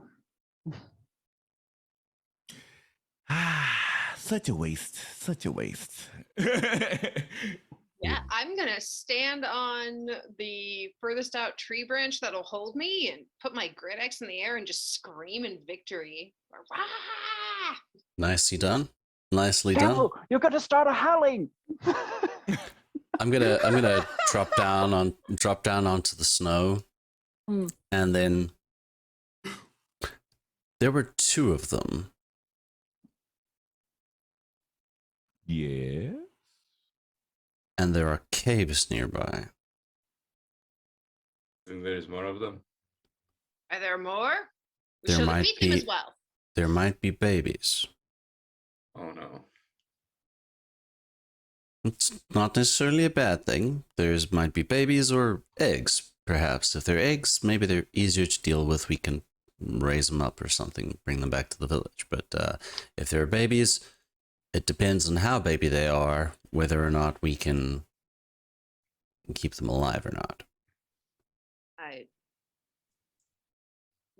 enjoy a good battle, but killing infants of any species just seems wrong. Also, nothing says that this was the thing we're hunting. Oh, that's Something tell if we got so lucky, that would be great. But something tells me if they were this direct every single time, something might have gone wrong by now. But I'm just Well, a paranoid person. random idea.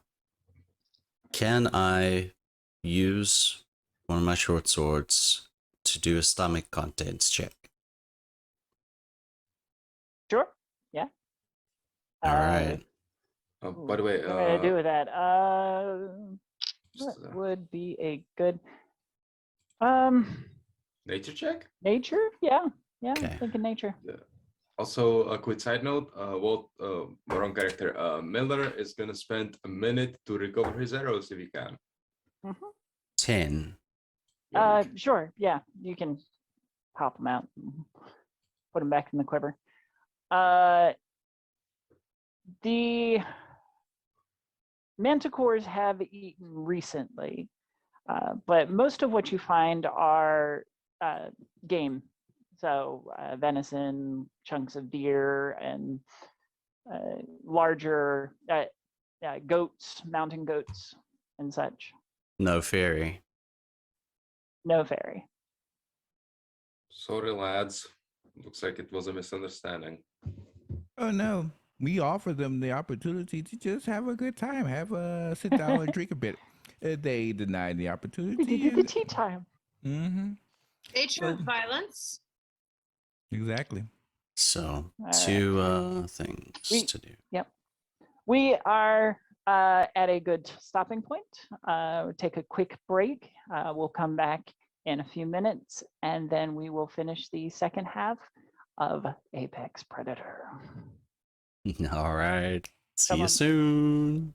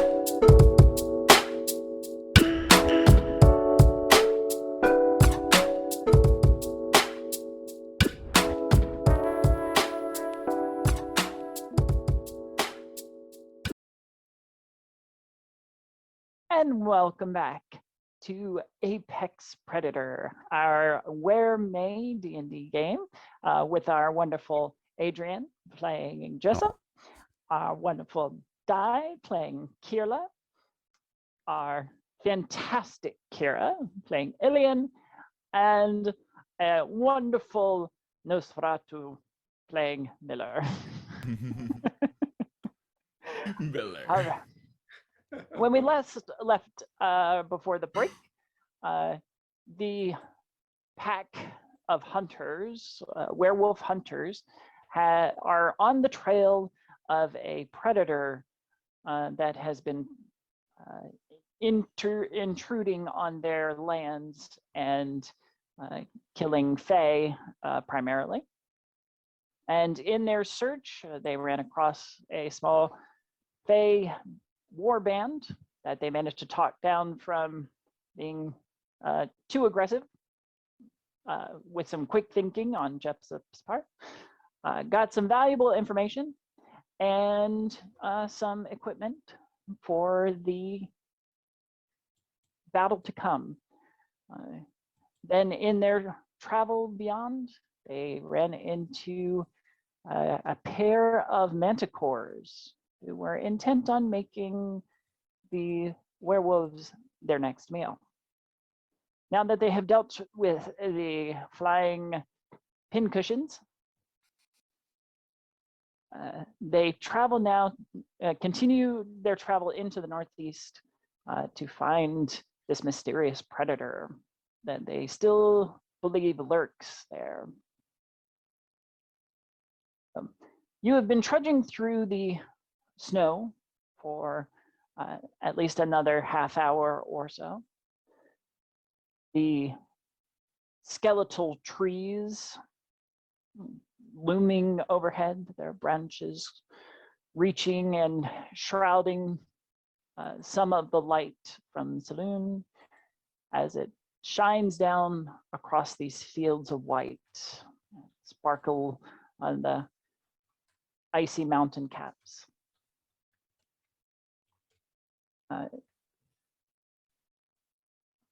If whoever is leading the tracking or the looking for the predator, you will give me a survival or perception.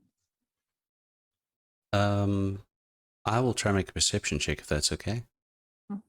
Yeah. Because we're still in my favorite terrain, so I thankfully have advantage on this.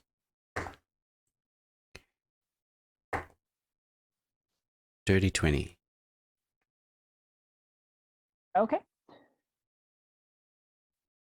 As you keep your awareness out for any strange sights, any tracks, out in this wood, most of what you've seen has been game, goats and deer and rabbits and foxes as they move about the underbrush, the snowy underbrush.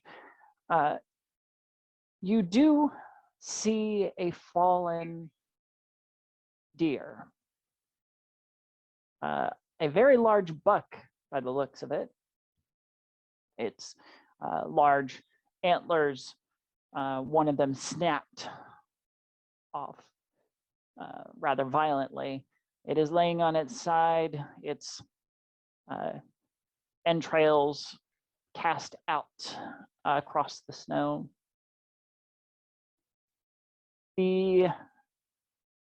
On closer inspection, the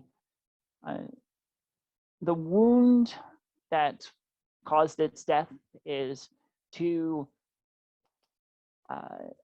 small as far as marking teeth patterns and such.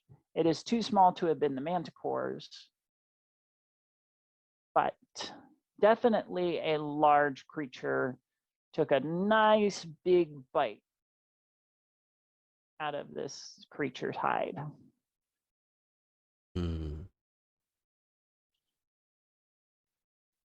I'm going to see if I can take a bead on the environment for a bit here. Hmm.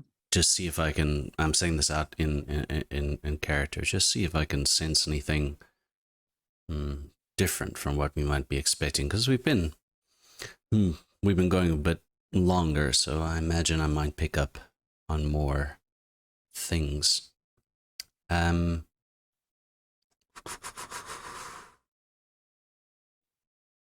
Okay, I'm in within my favorite. Okay, so I'm in my favorite terrain. I'll spend a minute just I sort of get down to the snow and close my eyes and put my hand on the ground and just take in the sights and the sounds and the smells and just get a feel for everything within 6 miles of me. I didn't realize that it extends because of the favorite terrain. That's Yeah. great. That is fantastic. I thought Yeah. I thought it was longer. I thought you'd spend longer, but I'm like, no. It's just because you're in your favorite terrain. I'm like, ooh. So yeah, I'll get a beat on aberrations, celestials, dragons, elementals, fae, fiends, or undead. Okay. So you dig your fingers into the snow. You open your eyes wide to catch as much light as possible. Your ears kind of lift up a little bit as you open all of your senses to the nature and the environment all around you. You can hear the creaking of the wood, of the branches as the winds casting down from the mountains rock them, held only by the trunk. You get to the point in your meditation where you can just hear a snowflake fall, and you that gentle wind kind of reverberates out from you as well, and almost becomes a bit of a sonar in a way, whispering back to you the things that it sees or it passes by.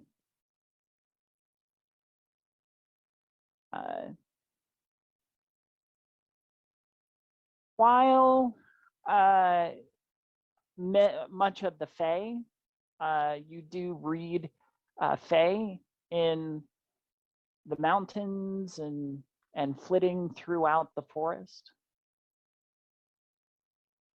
There is a strange presence about half a mile ahead. It reads like Fae, but corrupted or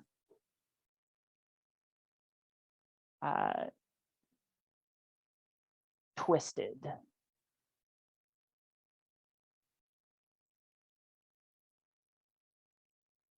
It's not fully Fae. There's something almost diluting about it. But you do get that sense.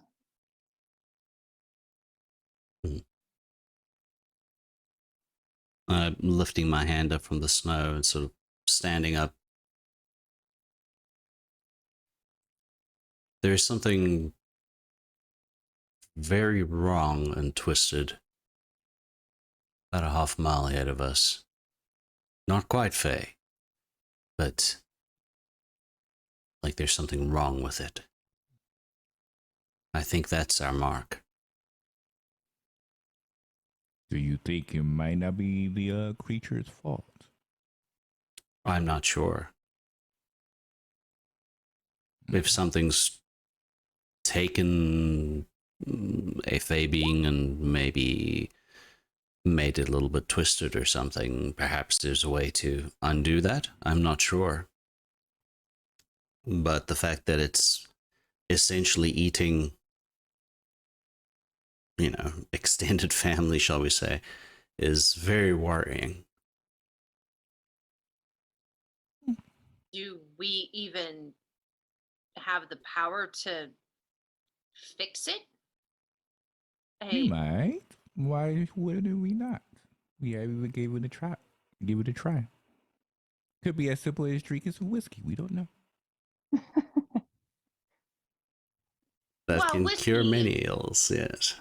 good for indeed. Jessup understands. Whiskey is good to help with many things, but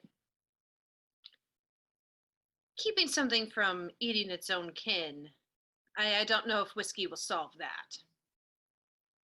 That may not be the main solution, but I'm just saying there is a possibility that we may be able to prevent this creature from doing further harm without having to bring them down. And they gesture towards the manticore that they slaughtered not too long ago. Mhm. Especially if it's not their fault.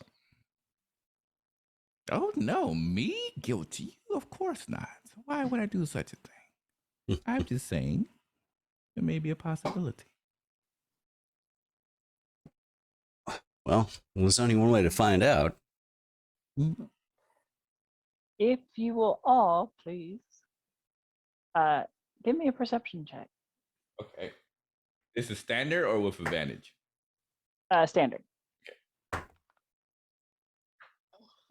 That's a natural one. 24. That's 11. I have a +5, so that's 11. Yeah, 24. Oh, okay. Wow. Nice. Miller, you got what? I have 4? 4. Oh no.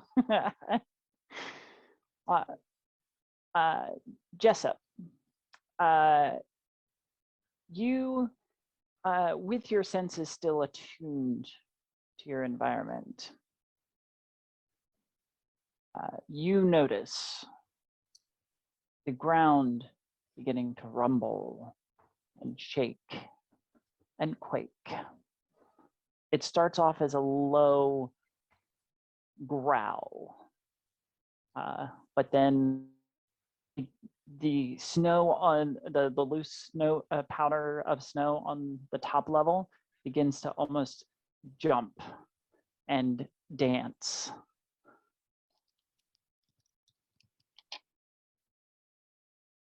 Does it feel as if it's coming towards us? It does. It is growing stronger and stronger and stronger. Everybody fan And out. As, Somebody's coming. As you shout that out, you see the first of them, animals, by the hordes, running towards you in a giant stampede. All right. So if they're All right. animals, maybe don't fan out. Can we try climb this thing in front of us, or is it too high? So this is gonna be initiative. Okay. Jessup, you will get advantage Okay. on your first check because you noticed it. Everybody else will be standard except for Die or Kierla. Yeah. Come No, again? I sensed that coming. Like I did Was not it sense the stampede. Yes. two of us or just? Just Kierla, because Kierla got so- Die got in that one, so. Yeah, Miller Wait. and No, Miller let me- and This is fair. Alien, you will be standard rolls. And so this was athletics. Initiative. Initiative. First Initiative. initiative. Yep. Oh, okay. 9. I rolled 9 to 12. 9 plus 3. I keep is rolling. 12. Yeah, you keep getting that 5 there. I got Oh, 23 this time because I'm using physical dice, not horrible internet dice. I don't see my token, by the way. Just Oh, right. I need to copy you guys from the other page. Gotta love Roll20. love you, Roll20, but it's It's not us. It's you. Pretty much. It's not us. It's you. All right. There you go. All right. And what we got? Jessup, you're at 23. Miller, you're at 5. Oh no. Ilian 14. and Kierla. 12. All right. Well, Jessup, you get to go first. What do you want to do? So in this particular area, you have trees that, despite the sparse look on the map, there's a lot more that you can climb up into. You have large rocks that you can hide behind. Each one has its advantages and disadvantages in terms of contending with this stampede. So I am going to start running towards a big rock in front of us and just hunker down and put my back against the rock and try and squeeze myself into it while sitting down and say, brace yourselves, we got a stampede. All right. If you will, give me a survival check with advantage. Okay. I rolled the same number twice. That's great. That's a good number. 21. Fantastic. So you wedge yourself in between the end of the rock, just as the animals close in. Kierla, or no, I'm sorry, Alien. Ilya sees the animals coming and says, I think I read a story about this once. And they're going to head towards... It ended poorly. Yeah. They're going to head towards this tree right here, and they're going to cast guidance on themselves as they attempt to pretty much acrobatic ninja flip their way up the tree. Oh, okay. Yep. Pretty Go much. ahead and give me your check. All right.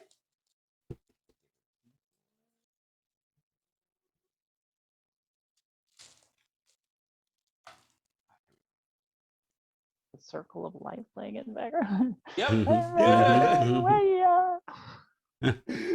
No, you Oh, need nice. you need the stampede music from when Simba's in the gorge. Yeah, yeah. It's one of the Is that saddest copyrighted? scenes in television ever. Well, movie, cinema. Yeah, it was formative. It was. Absolutely. So with the guidance and everything, that is a 28. So Ooh. yeah, I'm definitely not trying to end up like that story. I think that story kind of gave me flashbacks. Sure. Mhm. Sure. The computer cord, you can't eat it. No. And so yeah, they'll just climb up the tree and that's their turn. Mufasa, Mufasa, Mufasa. Oh, it tingles me. All right. Kierla.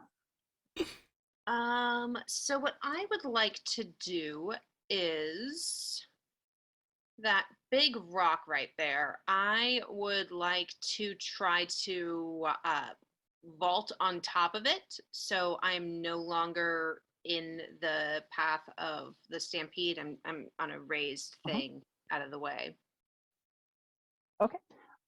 If you will give me an acrobatics. Acrobatics. Okay, all right. Let's see. No, you went to jail. Let's see. Dirty 20. Nice. Kierla climbs on top of the rock and prepares to dodge. Okay. And Miller. Miller is gonna follow suit, trying to acrobatics himself on top of the rock. Guys. Oh, Go for it. Uh, Acrobatics, at normal. least. it's a 14. Um, that is not enough, unfortunately. Oof.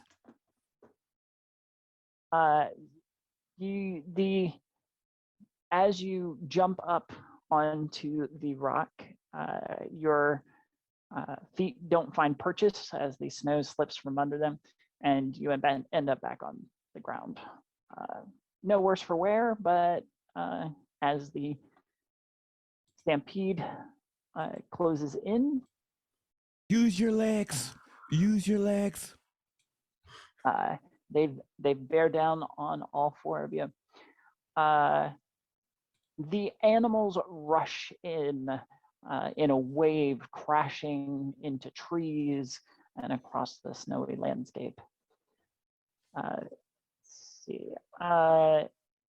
Yeah, I would like Ilian, Jessup, and Kierla to give me deck saves. Okay. Miller, since you didn't get on top, you will take some damage there. Oh no. Ooh, okay. Okay. That's good. That's Take- good. Uh, That was a 22 for me. That was 17 for me. 14 plus 3. Oh, 17 here as well. 2 damage to or 10 damage to Miller as he's rocked back and forth by large animals, boars and goats and other animals that are starting to trample. So I'm sorry, Jessup, what was yours? 22. Okay, you are good as the ground shakes really hard and threatens to throw you from your feet. The rocks are kind of like pelting you in the head, but you're fine currently. Kierla, what was yours? 17. You're good as well. And then Ilian, Also 17. also 17. All right, you managed to stay in the tree as it begins to flex violently. Ooh, come on, Roots. Don't fail me now. All right. All right. Jessup, would you like to continue hiding? What I want to try and do is to try and go and grab Miller and bring him back to where I am next to me. Okay. Give me an athletics. Okay.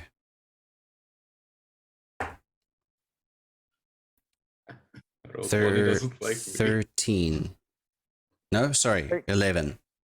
Ooh. You jump out of cover to grab at Miller and yank him back, but he's been knocked off balance by one of the animals, and that pulls you with him, leaving you both exposed. Okay. Ilian, Um. staying in the tree. Yes, Alien's going to look over towards Miller and say, "Oh, that looks like that hurt. Here, take this. This should help you a bit. It's not as good as whiskey, but it'll still do a little bit for you." And they cast Healing Word at first level to give us the hit points back. Yeah. There you go. All right. Ooh, 3 plus. You get 5 hit points back. Nice. Thank you. No worries. And that's it. Stay with the tree. All right. And then Kierla. Okay, so I'm still on top of this rock, and they're still all moving around me. Mhm.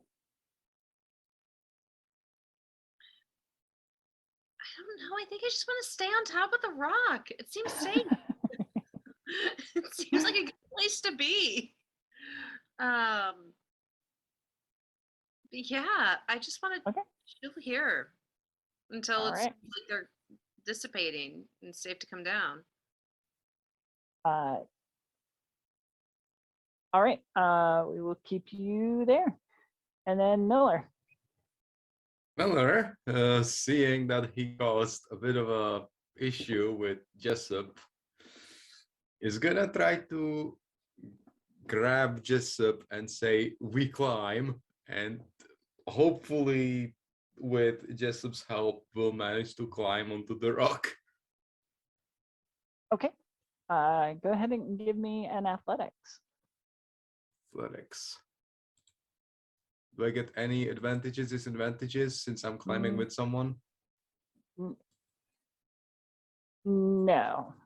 Yeah, Alright. we already dealt out the punishment for that one. So Ooh, well then. right on the money, like you. Yeah,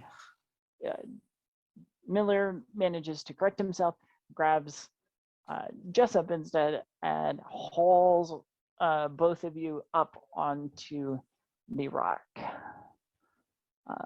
The stampede continues, pouring past animals of all different sizes, simply just laying waste to everything in their path.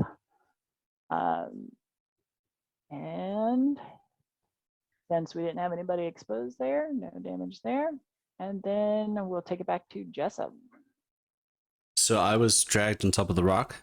Mhm. Okay. From the safety of the rock, I'm going to actually see if I can peer in the direction that the animals are running from. I want to see if I can see what they're running away from. Okay.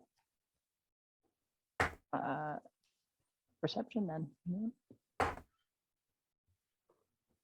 24. 24. They are all pouring out from the northeast, specifically in the direction that you had that strange vision or sense. Okay. I would also like a deck save, if you will, please. Okay. 15. You are good. A little unsteady, but managed to keep your feet. All right. Ilian. Now that everyone's up and around, wait, has the animals are still transitioning behind, right? Mm-hmm.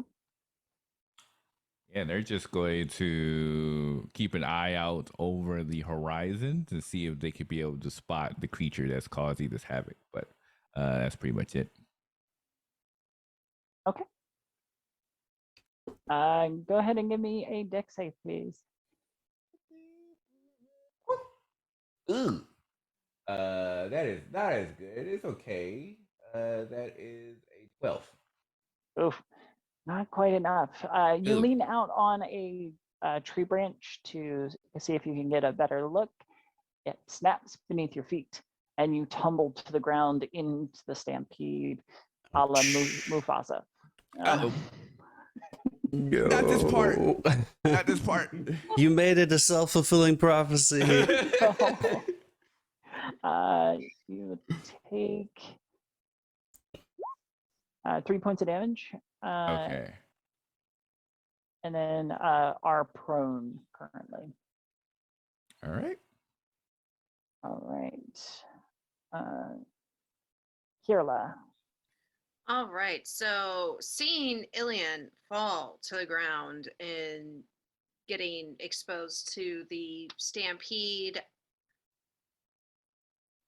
what I would like to do is take my remaining rope. I imagine it didn't take more than a foot of the 50 feet, probably less to tie it. So tie the hag's bit earlier. So I'm going to hand one end to Oh, who probably has bigger strength? I'm gonna hand one end to Miller, and I'm going to tie the other end around my waist, and I'm going to jump down and try to pull Ilian back up the rock to us. If I can do that in a So second. you're jumping off the rock and Yeah, pulling I that, want. or Yeah, I want to jump off the rock and then try okay, to get him, and then hopefully on like Miller's turn, he can try to pull us up. Yoink. potentially. That's the Potentially. intent. Okay. Thinking quickly, you tie the rope around, hand the other side to Miller, and leap off amidst the animals, trying to get to Ilian. All right. And Miller, if you would like to accomplish this, I will need a fantastic athletics check. Or, Oh, yeah, no. yeah. Miller's gonna look at Jessup and just say, "Grab me."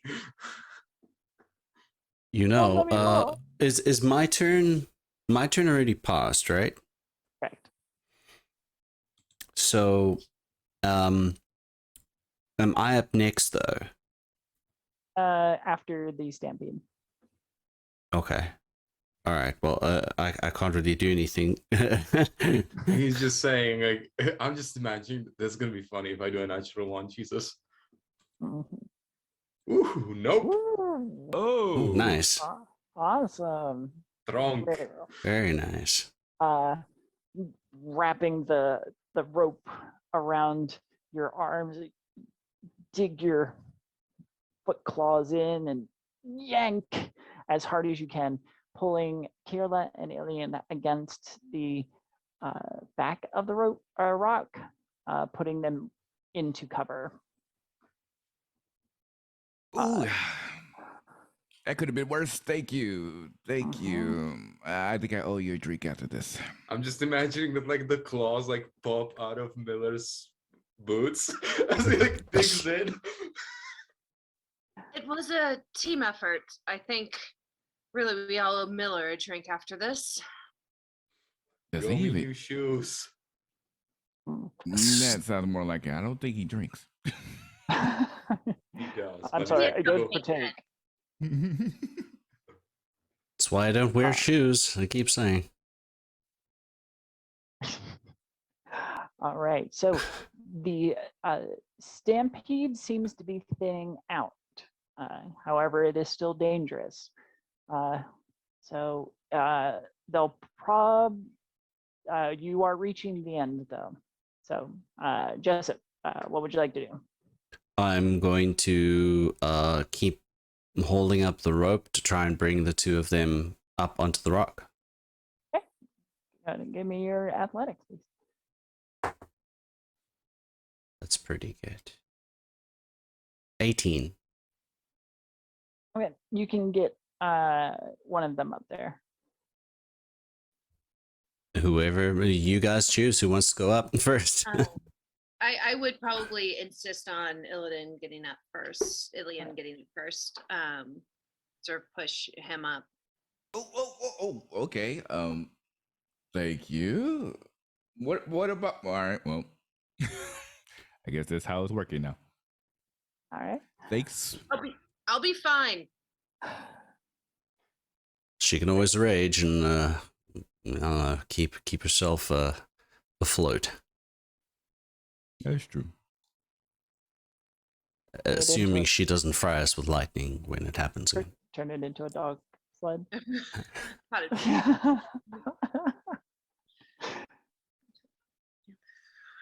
Ilian, you're up. So, aliens seeing the stampede coming by, what they're going to do is they're going to try to essentially produce flame in front of the rock to try to prevent the animals from specifically being around their area. So hopefully it won't cause as much of a stampede if there's like flames literally right in front of them. Okay. Give me me an intimidation with advantage. Okay. For the advantage, that first roll was a 7. Okay, I'll take that. That's a 19. Perfect. The animals all see the sparking flame and, sensing that it's dangerous, begin to kind of part around it, like as going around a rock. River around a rock. Mm-hmm. This is the remake version. This ain't about to happen. That's it for me. All right. Fantastic. Kierla. All right, so I imagine I'm still on the ground next to the rock, but hopefully not in any fire. No, not any Okay. fire.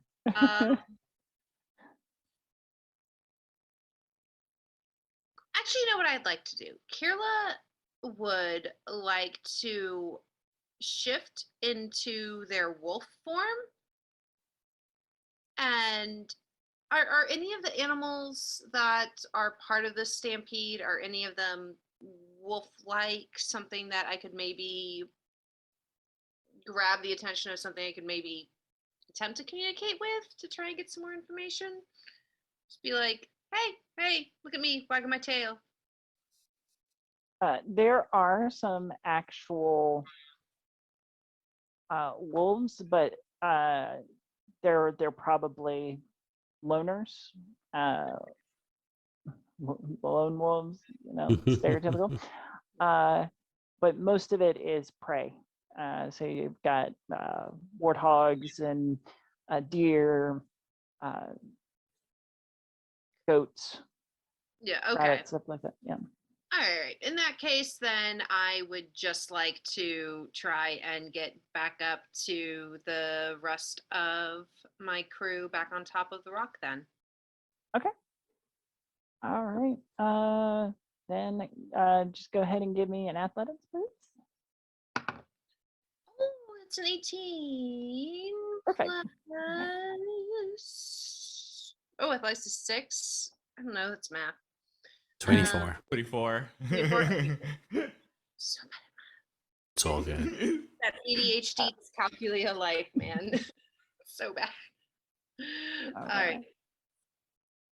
Well, you are over to Miller. Miller is, what can he do? He's probably make sure that no one else falls back down. Okay. Go ahead and give me a dex save, please. Oh boy.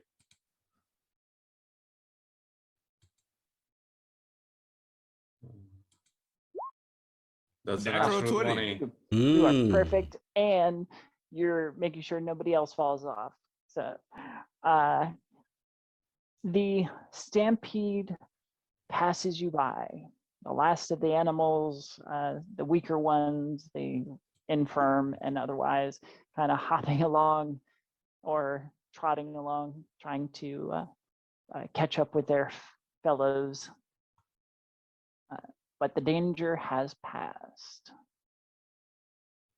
Now you are faced with a field of broken trees and logs and trampled brush and otherwise by the stampede that left you behind. Whatever this thing is, it's scary enough to do that to a whole bunch of animals as well. Not just the Fae. I think it's time to end this. Stampede could be caused by any number of things, but I agree. Oh, it was The natural order of things. We should take it down.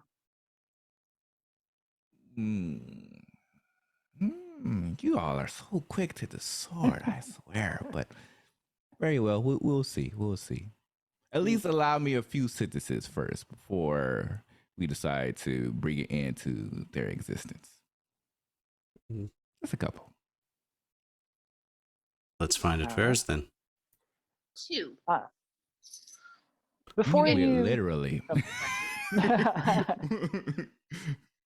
before you leave the area, You do notice that some of the larger animals have chipped away at one of the larger rocks, exposing a crack in it. A dark coal-like substance can be seen kind of broken off like chunks around it. This is a vein of flint rock. It can be used to start fires, can also be thrown or applied to weapons. Mm.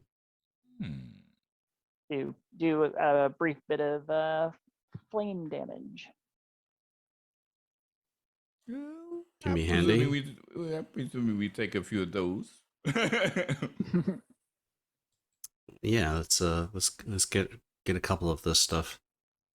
Yeah, I definitely want a couple of those for sure. You can grab 3 chunks. 3 chunks total for the whole party. Mhm. All right. I definitely want one. I'm gonna Oh yeah. claim one on those. Put that in your axe. Exactly.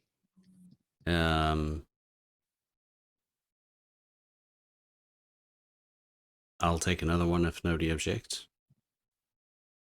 Wait, say it again.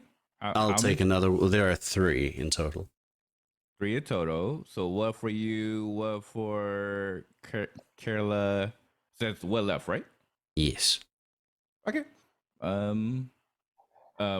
He will look through the middle and says, "You took the acid, so I think it's only right that this falls to me."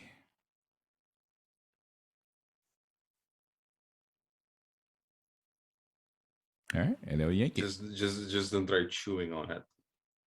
It's fire. It's fire. Even if I chew it, it would work with me. I'm gonna make it my new charcoal teeth cleaning Yeah. regimen. Regimen. Hygiene right there. Yeah. Wildfire hygiene in all of its glory. Oh yeah. Tastes like fireball. Yep. Oh no, that's a soft spot. Never mind. I was just thinking about that. We should have got Spicy. spicy. They were supposed to get fire. Oh, let me go there. But yeah, I guess we pick up those items and Keep on going. keep on moving. All right. Fantastic. It doesn't take you much longer to locate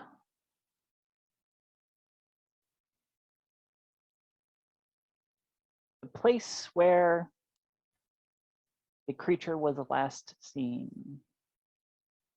Through your tracking of the direction of the stampede, all of the rumors, discovering tracks and half-eaten animals and such, lead you to this dark grove.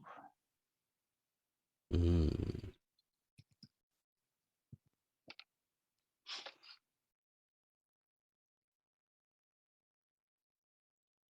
Right.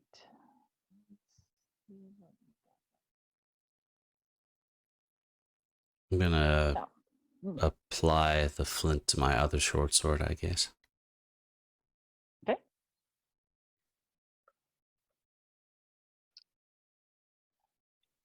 I like that I can just roll from there. That's awesome. All right.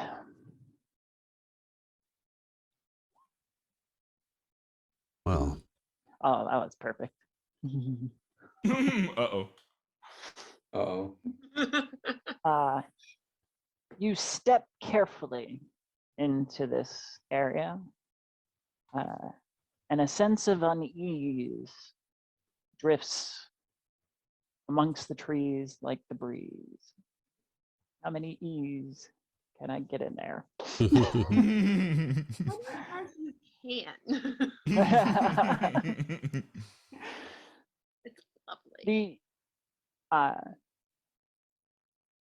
The moon is shrouded by the tall peaks of the witch's fingers, darkening this area immensely. Little pups, and munch, munch, munch, munch, munch. A gruff voice calls from within the trees, or somewhere within the trees. Come and play, munch, munch, munch. Well, hello to you too.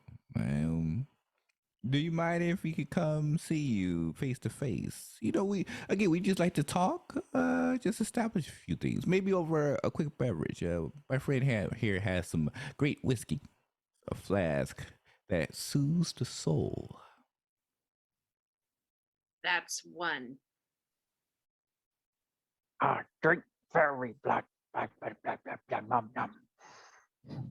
For the last time, I'm very stringy. Was that Sylvan? I did not understand a single thing they just said. I believe your attempted conversation partner was talking about drinking fairy blood.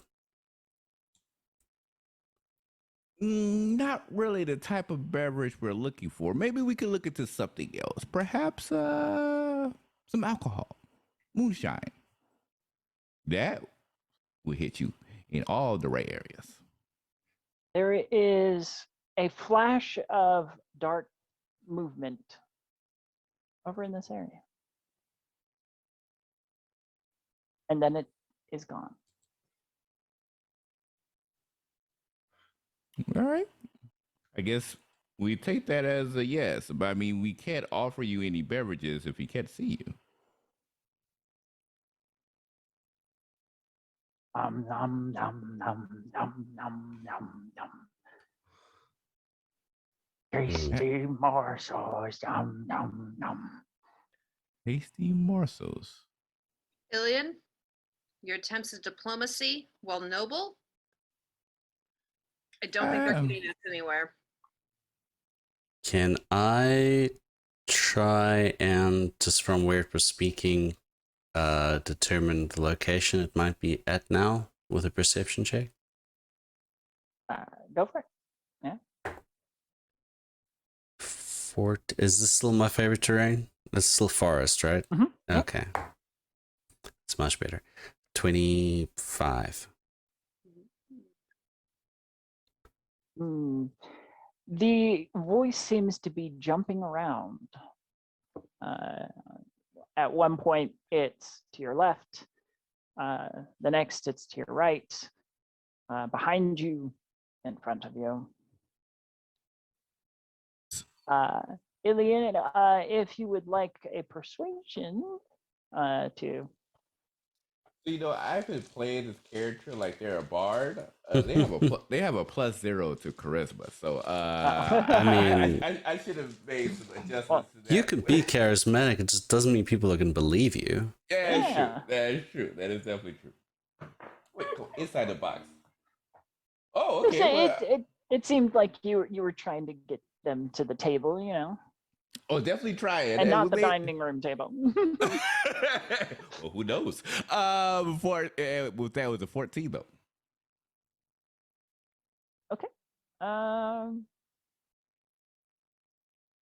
You bring gobbler num nums.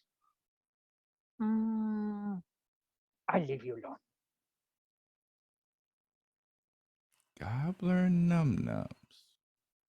Is that like your part of your favorite food cuisines? Is that what you like to enjoy? Goblin num nums? No, gobbler like num nums. Gobbler likes num nums. Do you have to eat fairies? Fairies taste the best. Make gobbler strong. Well, Give gobbler magics. right. Oh, well, this cannot stand. How about this? They'll go ahead and cast a spell to bring out a good berry, and it'll slide over like this. This here is gonna fill your belly for a full day. Eating fairies, you have to eat numerous times a day. You are always hungry. But with what are these? These will last you for the entire night.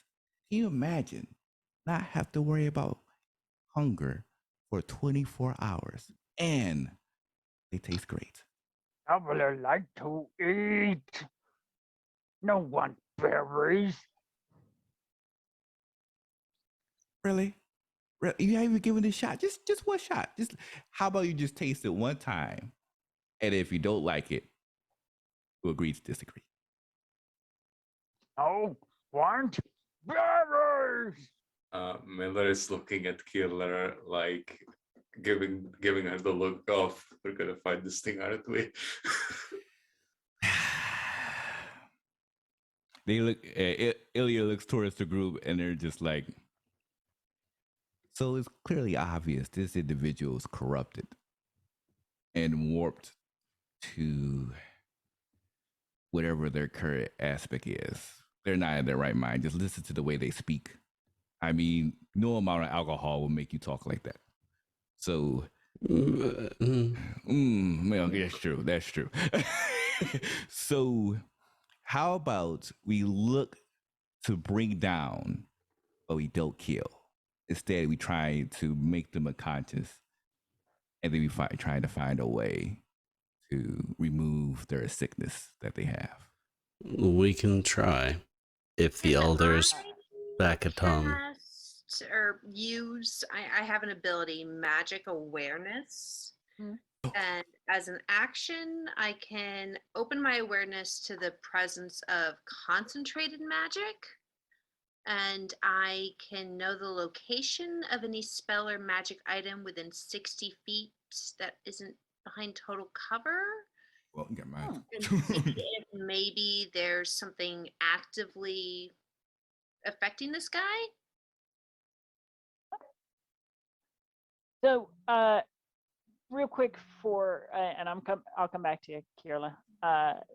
Jess, as you were peering around trying to discern the location of the voice, you also took notice of a couple places where this creature could be hiding, B, intentionally piled snow, so potentially traps. Traps littered throughout the area. Then back to sensing magic.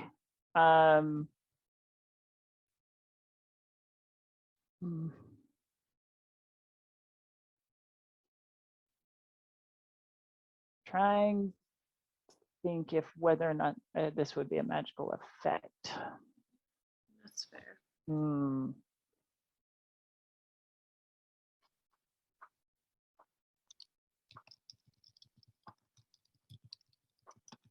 I will, I will say yes. There is a active magic source over in that corner, or on that side, anyway. Oh, I'm sorry, wrong layer. Over there. Okay. Be I'm going careful to... of the snow mounds, everyone. I'm pretty sure there are traps all around this area. I'm going to barbarian. I've got like a -1 in wisdom and intelligence. I'm going to point my great axe over in the area where I sense the magic coming from and say, "Over there." Okay. And I'm hoping everyone else listens to just because Kierla isn't. Yeah. Yeah, Kierla isn't. She's on a mission. This I thing will needs to die. follow suit. Maybe we end up taking it in unconscious. Maybe we don't. We can always try. Illidan just provided the option out there. Just be like, poor unfortunate soul. Oh, unfortunate soul. Uh-huh. So sad. Indeed. All right, I guess we head over towards that direction. All right. You should be able to move your. Which direction was it? I don't see my token. What? Oh, there we go. Oh, there you go. Okay. Yeah. In this direction over here. Yeah. Okay. Where's my little person? So 1, 2, 3. So yeah, I'll head over in that direction. I think that's about one Okay. turn's worth of movement, I think. Mhm. So heading northeast. How do you do In the this arrow forest. thing, by the way? Which one is that one? There is a That- ruler icon. Oh, Yep. oh, the ruler. Oh, okay. That's it. Mhm. I see now. Should I move Oh, yeah. 25 feet? I think I have one more square. I'll move one more square. Let's see, it was like here, and then we were. Let's say here. Fine.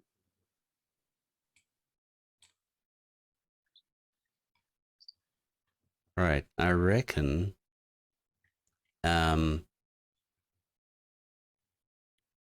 if possible from here in that general direction, can I fire an arrow? You absolutely can. I'm gonna fire an arrow. Okay. Are you aiming for a particular square or? I will try and aim for what I assume is the middle of this snowdrift that was the general direction that my friend pointed out. Okay. And I'll fire off. That's Okay. a 25 to hit the middle of the snowdrift.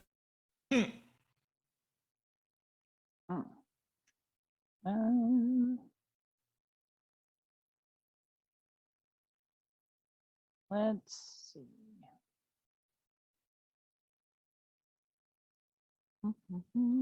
Longbows have such a nice range. It's really nice. Mm-hmm. Longbow is like my favorite weapon in D&D.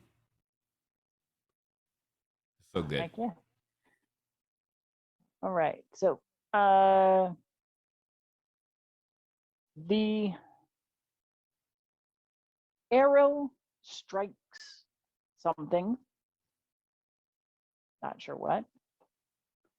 But it definitely hits something that is off the ground. Okay. I mean, it stops like probably 4 or 5 feet off the ground. There is a shift of light, more like almost looks like water moving in the dark. Interesting. And Kierla, with your detection ability, you detect a surge of magic, and what you had been detecting disappears from that area.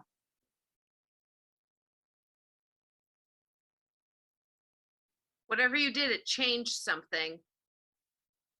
Well, arrows don't usually get stuck in the middle of the air, so I hit something. That is a good point. Well, there was magic, and now it's not there anymore. Is Maybe- it right? Can I sniff the air to see if this creature has a scent? Sure. Yeah. Go ahead and give me a perception. And this is with advantage, right? Because it's with Mhm. Hmm. natural 20, so that'd be a Oh. 25. Very nice. There, like almost an explosion of the smell of this creature, which smells like gore and entrails almost. Not a dead thing, but just something that's eats a lot of that stuff. Hmm. If you notice, the Um, alien hasn't really transformed. They're a bit more on the other side of the spectrum. So even just like the thought of raw meat and all that kind of stuff, they're just like, oh, I smell them. uh, Where are they located at? Keep stupid in this general area. They'll point towards that direction. It says, just smell for the raw gore of leftover meat, and you should be able to keep track of them. But they're over at this location, and they'll point towards the highlighted area. All right. And in that case, let's go ahead and jump into initiative. Alrighty. Quick question: How long does it take to transform in between the forms? Believe it's an action. So before can Miller transform into? By the way, question: Can the hybrid forms used weapons? Is there Yes. hybrid? Okay, Yeah. good. Yeah. So Miller actually transforms into his hybrid form as this is like going down. I got an 11. I got a 9. 8. Ooh, that's a low numbers. Okay. Yeah, it's this dice. It either rolls amazingly or it rolls terribly. There is no in There are no between. 9s through Yeah, 12 on this you have dice. you have the Ashley Johnson dice. That's what she is. You either roll nat 20s or nat 1s. Fortunately, I am coming through with a dirty 20, so I could go ahead and. Oh, You know, if you keep that dice in a dice bag, then Yeah. it becomes Schrodinger's dice. Uh-huh. No, Ah. no, I am don't do that. Don't do not that. Grinder anymore.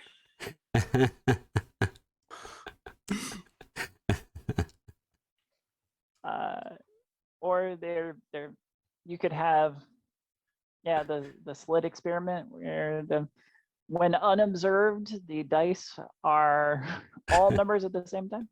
Yep, exactly. Kierla, what was yours? That was an 8. 8. Ooh. Very bad. Okay. Well, in that case, Alien, you get to go first, actually. So you have smelt he who dealt it, and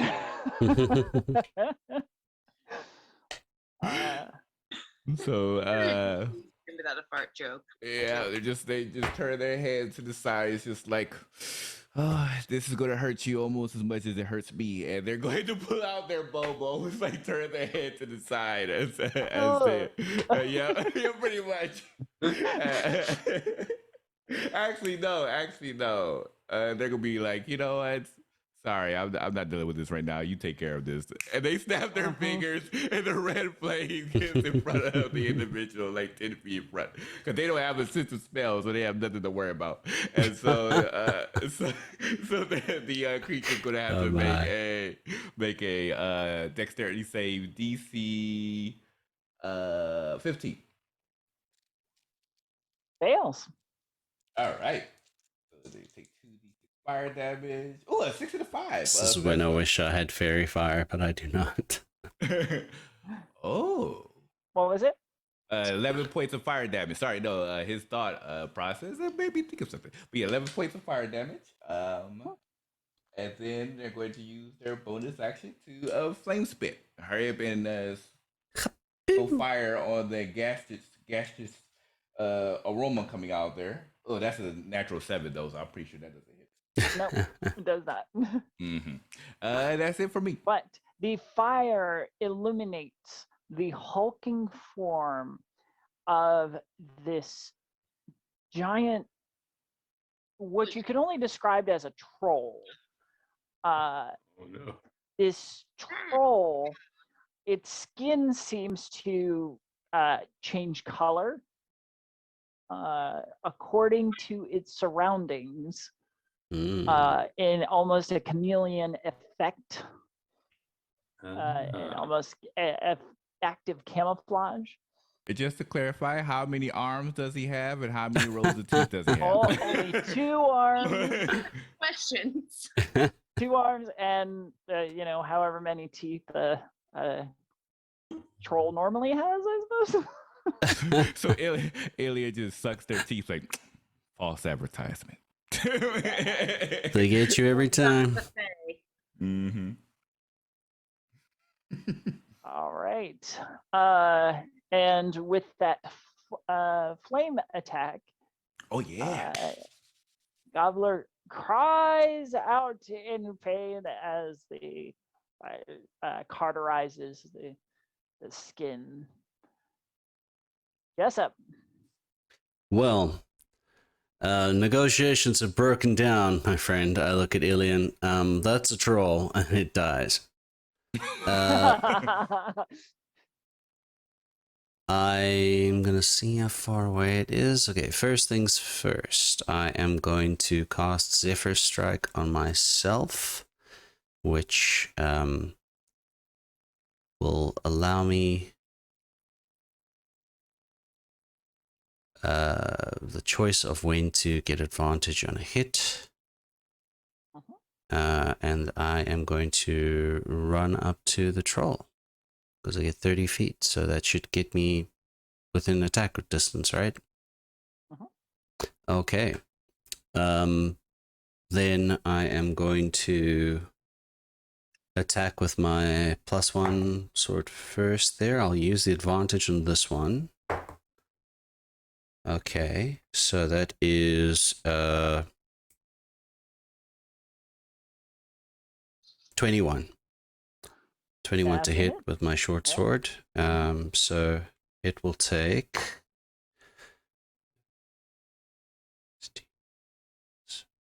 this is D8 or D6 force damage. Let me double check here. A D8. Okay. Nice. So 10 points of slashing damage, which is magical because of the +1, and then 5 points of force damage. And then I'm going to I have 2 weapon fighting. That's my fighting style. So I'm going to attack with my other weapon, the one that has the flint attached to it, and that is 24 to hit. That hits, and as you hit, the flint sparks and ignites along the blade, flashing with fire momentarily. You'll do another D6 fire damage. Okay, so it's was another. Sorry, this is 9 plus 3. 9 points of regular piercing and 3 points of fire damage. And I am right in front of it. And because I hit the target this turn, I gain another, because of Zephyr Strike, I gain another 30 feet of movement. And my attacks do not provoke, I do not provoke attacks of opportunity. Mm-hmm. So I hit, and I am going to then run back another 30 feet. Because that's what that spell is for. Yep. Yeah. Trying to stay clear of any snowdrift piles that I see. There. Okay, and that's my turn. All right, Kierla. Okay, I have 45 feet of movement, so I am going to use that to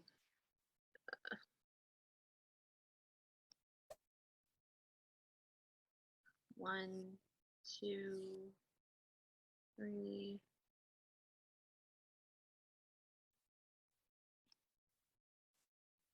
Run up and smash it in the face. 15 feet Kierla to get smash. next to him. Then I'm going to use my bonus action to rage. Da-da-dum. And we all turn into Uh, pigs. This is what we're doing. And it was the Bay of Pigs. Ah, That's a 39, which at you regain 39, I 10 regain hit points. 2 hit points. So, you know what? Let's just. That's super nice. Mhm. You got so angry you healed yourself. 12. Which, to be fair, I'd only lost 5 at this point. So, we're just gonna heal myself back up. So I'm back at max for that. I'm raging, and now I'm going to hit this giant troll fairy eater awfulness with my great axe +1 for my attack. And oh no, it's a 14 to hit. Nope, not quite. Okay, so I still have. I only use 15 feet of my movement. What level barbarian are you? 6. You have a Yeah, but second that's attack. good attack. Yep. Yeah, but it seems like I only can do that if I have a light weapon. It seems like if I wanted to. Oh, No. I do. Oh, I do get a second. Okay, let's try this again with a different D20, and hopefully this one will play nicely. Yep. The beauty of hitting level 5 for almost all melee No, is you it's get 2 another attack. 14. Oh, no. Guys, I got another no. 14 No. again.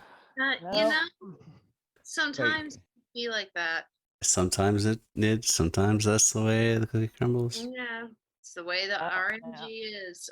So I am going to. I know I'm going to provoke an attack of opportunity, but I would like to use a couple more feet of my movement and just back up. Back on up.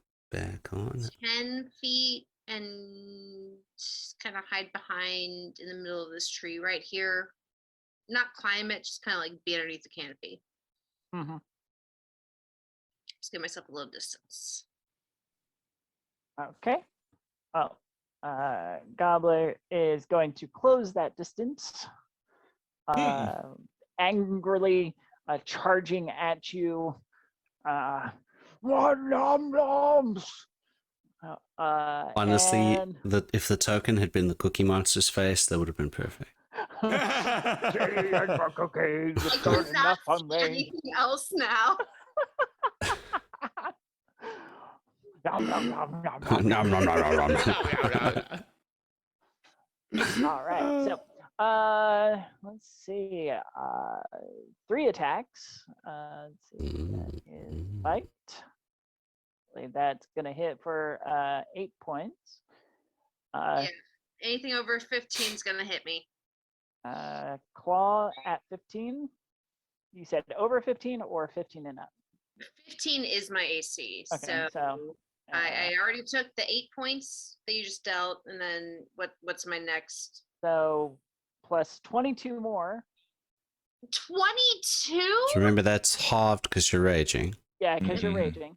Yeah. Was the 8 half because I was raging? Yes. Okay, so So it's going to be a total of 15 damage. Like all in all, it's going to be 15 for you. okay. Total 15, which would put me just at 30 total. Okay, cool. Awesome. Got it. And then it's legendary action. Nom nom. Nom I love noms. this so much. Makes a claw attack. I'll put it. Oh, there it goes. If he hits, the target is grappled. So you are grappled, taking another 6 points of damage. And that's the half. So that's So it that's would be 12, but 6 is the half. Mhm. Okay, cool. Yeah. Cool. On it. and you are now grappled. If you remain grappled, then he's going to take a bite out of you. Oh no. You're gonna nom. I don't like that. Oh, nom nom. All right, Ilian. Okay. Nom, nom, nom, nom.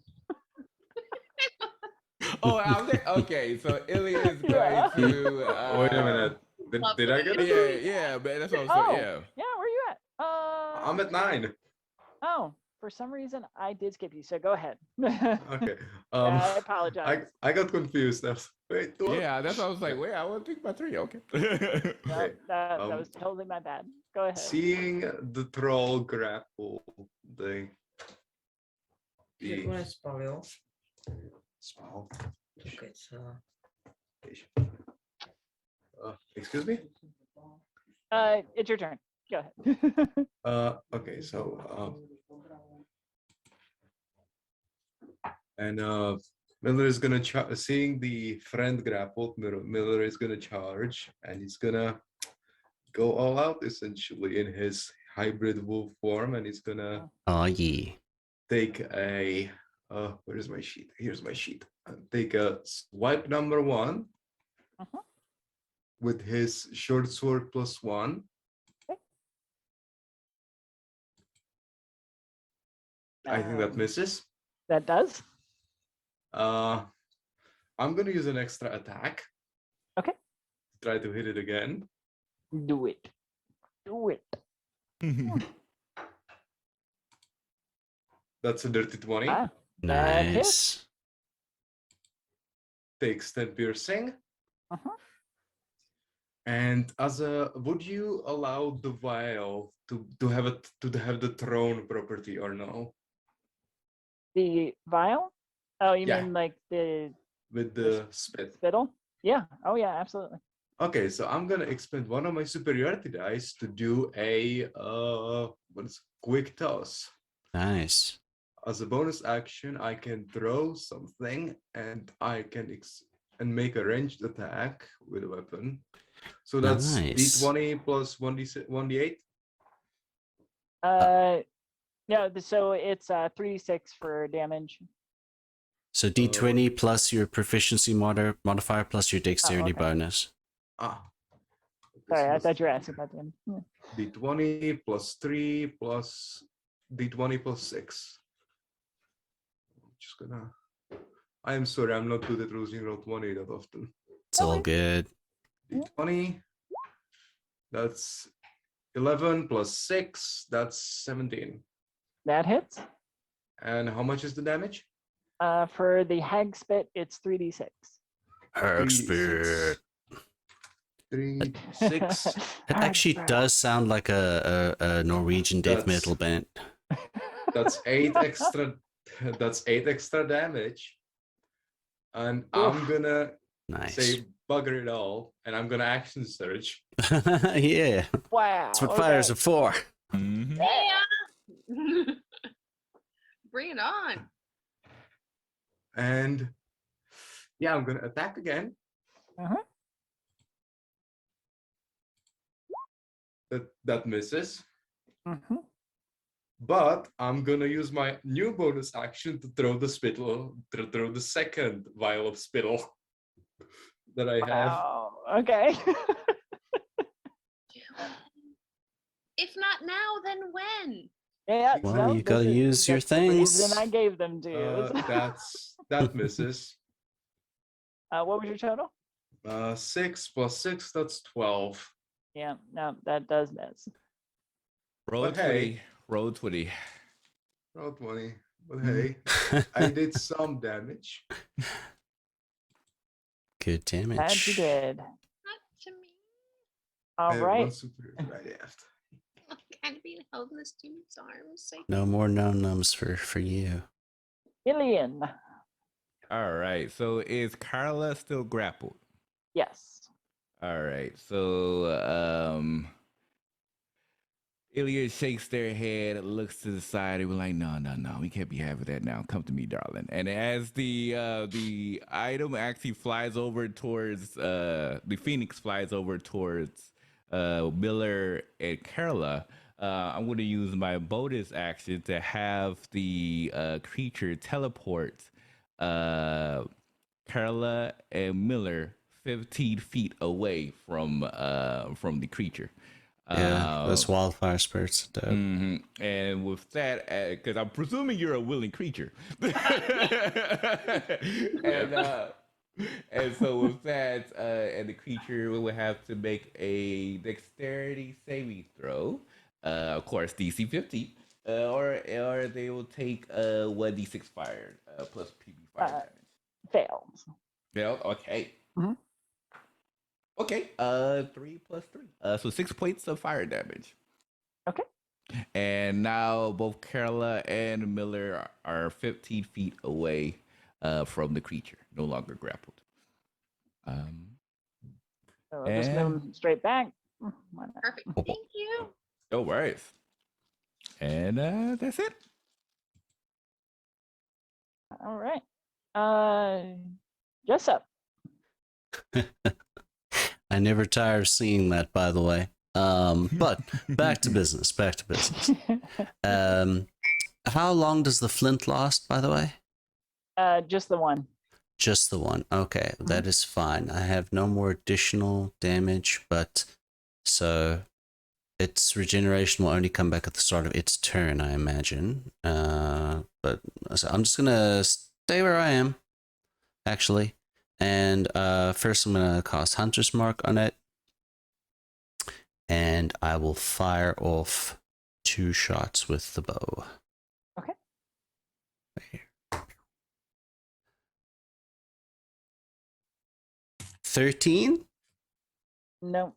Okay, so the first one misses. That's better. Dirty 20 for the second one. That does hit. Yeah. Okay. And then D6 for Hunter's Mark. 10 points of damage. All right.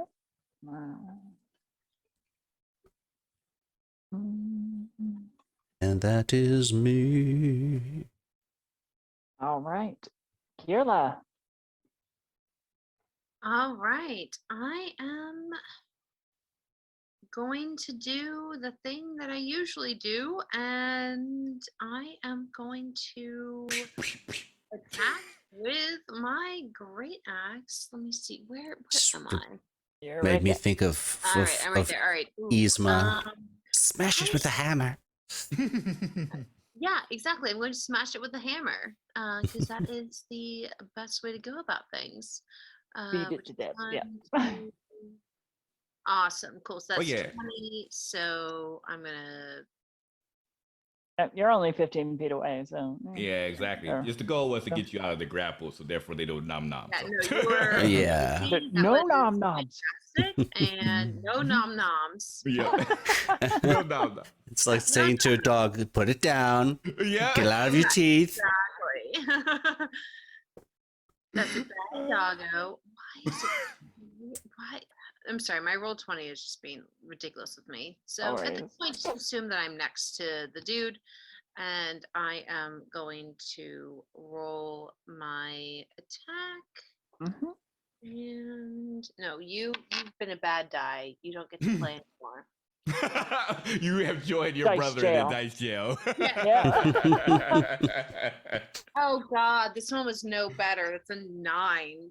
Oh no, I'm sorry. It's a 12. It's a 12 to hit, which obviously doesn't hit because 14 didn't hit. So that's 3 friends for dice jail. And we'll try this again one more time. Fingers crossed. Ooh, 18. Yep, that does it. All right, excellent. So, that's a D12 plus 4. Yeah. And you are raging, so remember it's a +2 to your to hit bonus as well, and a +2 to your damage. Nice, thank you very much. It's my first time playing a barbarian, so I Yeah. appreciate that. So All good. 8 plus 4 is 12, plus 2 is 14. Wow. And you'd put the flint on your axe, right? Oh, absolutely, I did. So this is going to be some extra, like, Did you roll a d6 for flaming? 3? All right. Ooh. You have all successfully like beaten this poor troll nearly to death. He doesn't get no nom noms. He No in his very he's very hurt, like barely hanging on, unable to regenerate because of all the flame and acid that you've been throwing at him. Still gets at least the chance to gonna take his legendary action, which includes making an attack. That's a bite at dirty 20 for 9 points of damage to Kierla. Halved would be 5. perfect. And then Good. Gobbler vanishes. Oh, no. I know where he is because I have him hunter's marked. And is Me shaking pom-poms. and reappears over here in a flash. No one likes a copycat. Why do you have to do this? And he's running for it. Nom noms hurts. Miller. Miller is gonna take his whole action to chase this guy down. Finish Where him you going? off. He doesn't leave a job unfinished. That's 60 feet. How far is that on this board? Oh, So that would put you about there. all right. Anywhere along there. All right. 60. Here. Right. Good. Give me Just a full deck save, sprint. please. Oh no, traps. He's a fighter. He can take it. Dexterity. I'm proficient. Oof. That's a 16. Woo, very close. As you run across the fallen snow, some of it's packed down, some of it's piled up, as Jessup pointed out. This particular area looked packed down and safe, but as your foot hit it, it began to crumble, and a nice big hole forms over jagged spikes. Mm. Oh no. But since you succeeded at your deck save, you avoided the trap. Give me a heart attack. So I will put that. No, there we go. And we're gonna move that where you can see it. Ooh. That is not good. There you go. All right. Anything else, Miller? I don't think I can do anything else. Unless that would be dumb. Do I want to spend my last superiority to throw an axe at him? Why not? Yes. I I do mean, wanna. lean. Why not? Where is my hand axe? Here. Do it. Do it. Just yeet. That's a 17. That hits. Roll your Yeet. damage. 4 piercing damage. Exactly 4 hit points left was all. Nice. That was epic. So Miller dashes across the snow, nearly falls into a pit. Oh, wait. As he stumbles, draws his axe and chucks it as a Hail Mary and buries it in Gobbler's back, dropping the violent giant. I let out a big "ow." I absolutely chime in to the They all start howling, especially since one of them is in wolf hybrid form. And just in case, maybe we just light a torch and just shove it into the body repeatedly. Does yeah. anybody have any more of that hag spit? All right. Well, just to wrap this up, since we are just about at time, the pack of young hunters has trounced and destroyed what could have been an apex predator in their territory.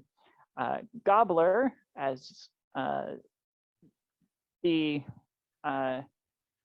more learned of your pack and tribe will learn, is Gobbler had based his diet almost solely on Fae, and because of his diet, his body changed and mutated, absorbing some of their abilities. For instance, the teleport ability of blink dogs, and the camouflage or illusion abilities of boggles. I think that was them. And just because of the Fey diet, a little bit of magic resistance as well. So that was the story of Gobbler and the story of the triumph of the Twilight Hunters. That was amazing. Thank you. Oh, great. Thank you so much. That's so much fun. And thank you to everybody who's been donating. Yes, thank you so much, everyone who's been helping out for the wolves. We appreciate it, and the wolves appreciate it more. Thank you for supporting the New York Wolves Conservation Center. Thank you for watching us this evening. We hope that you'll continue to support the Conservation Center's efforts and come back for when we decide to do this again. Yeah. Thank you. Thank you, everybody. Hope you have a good one. Bye.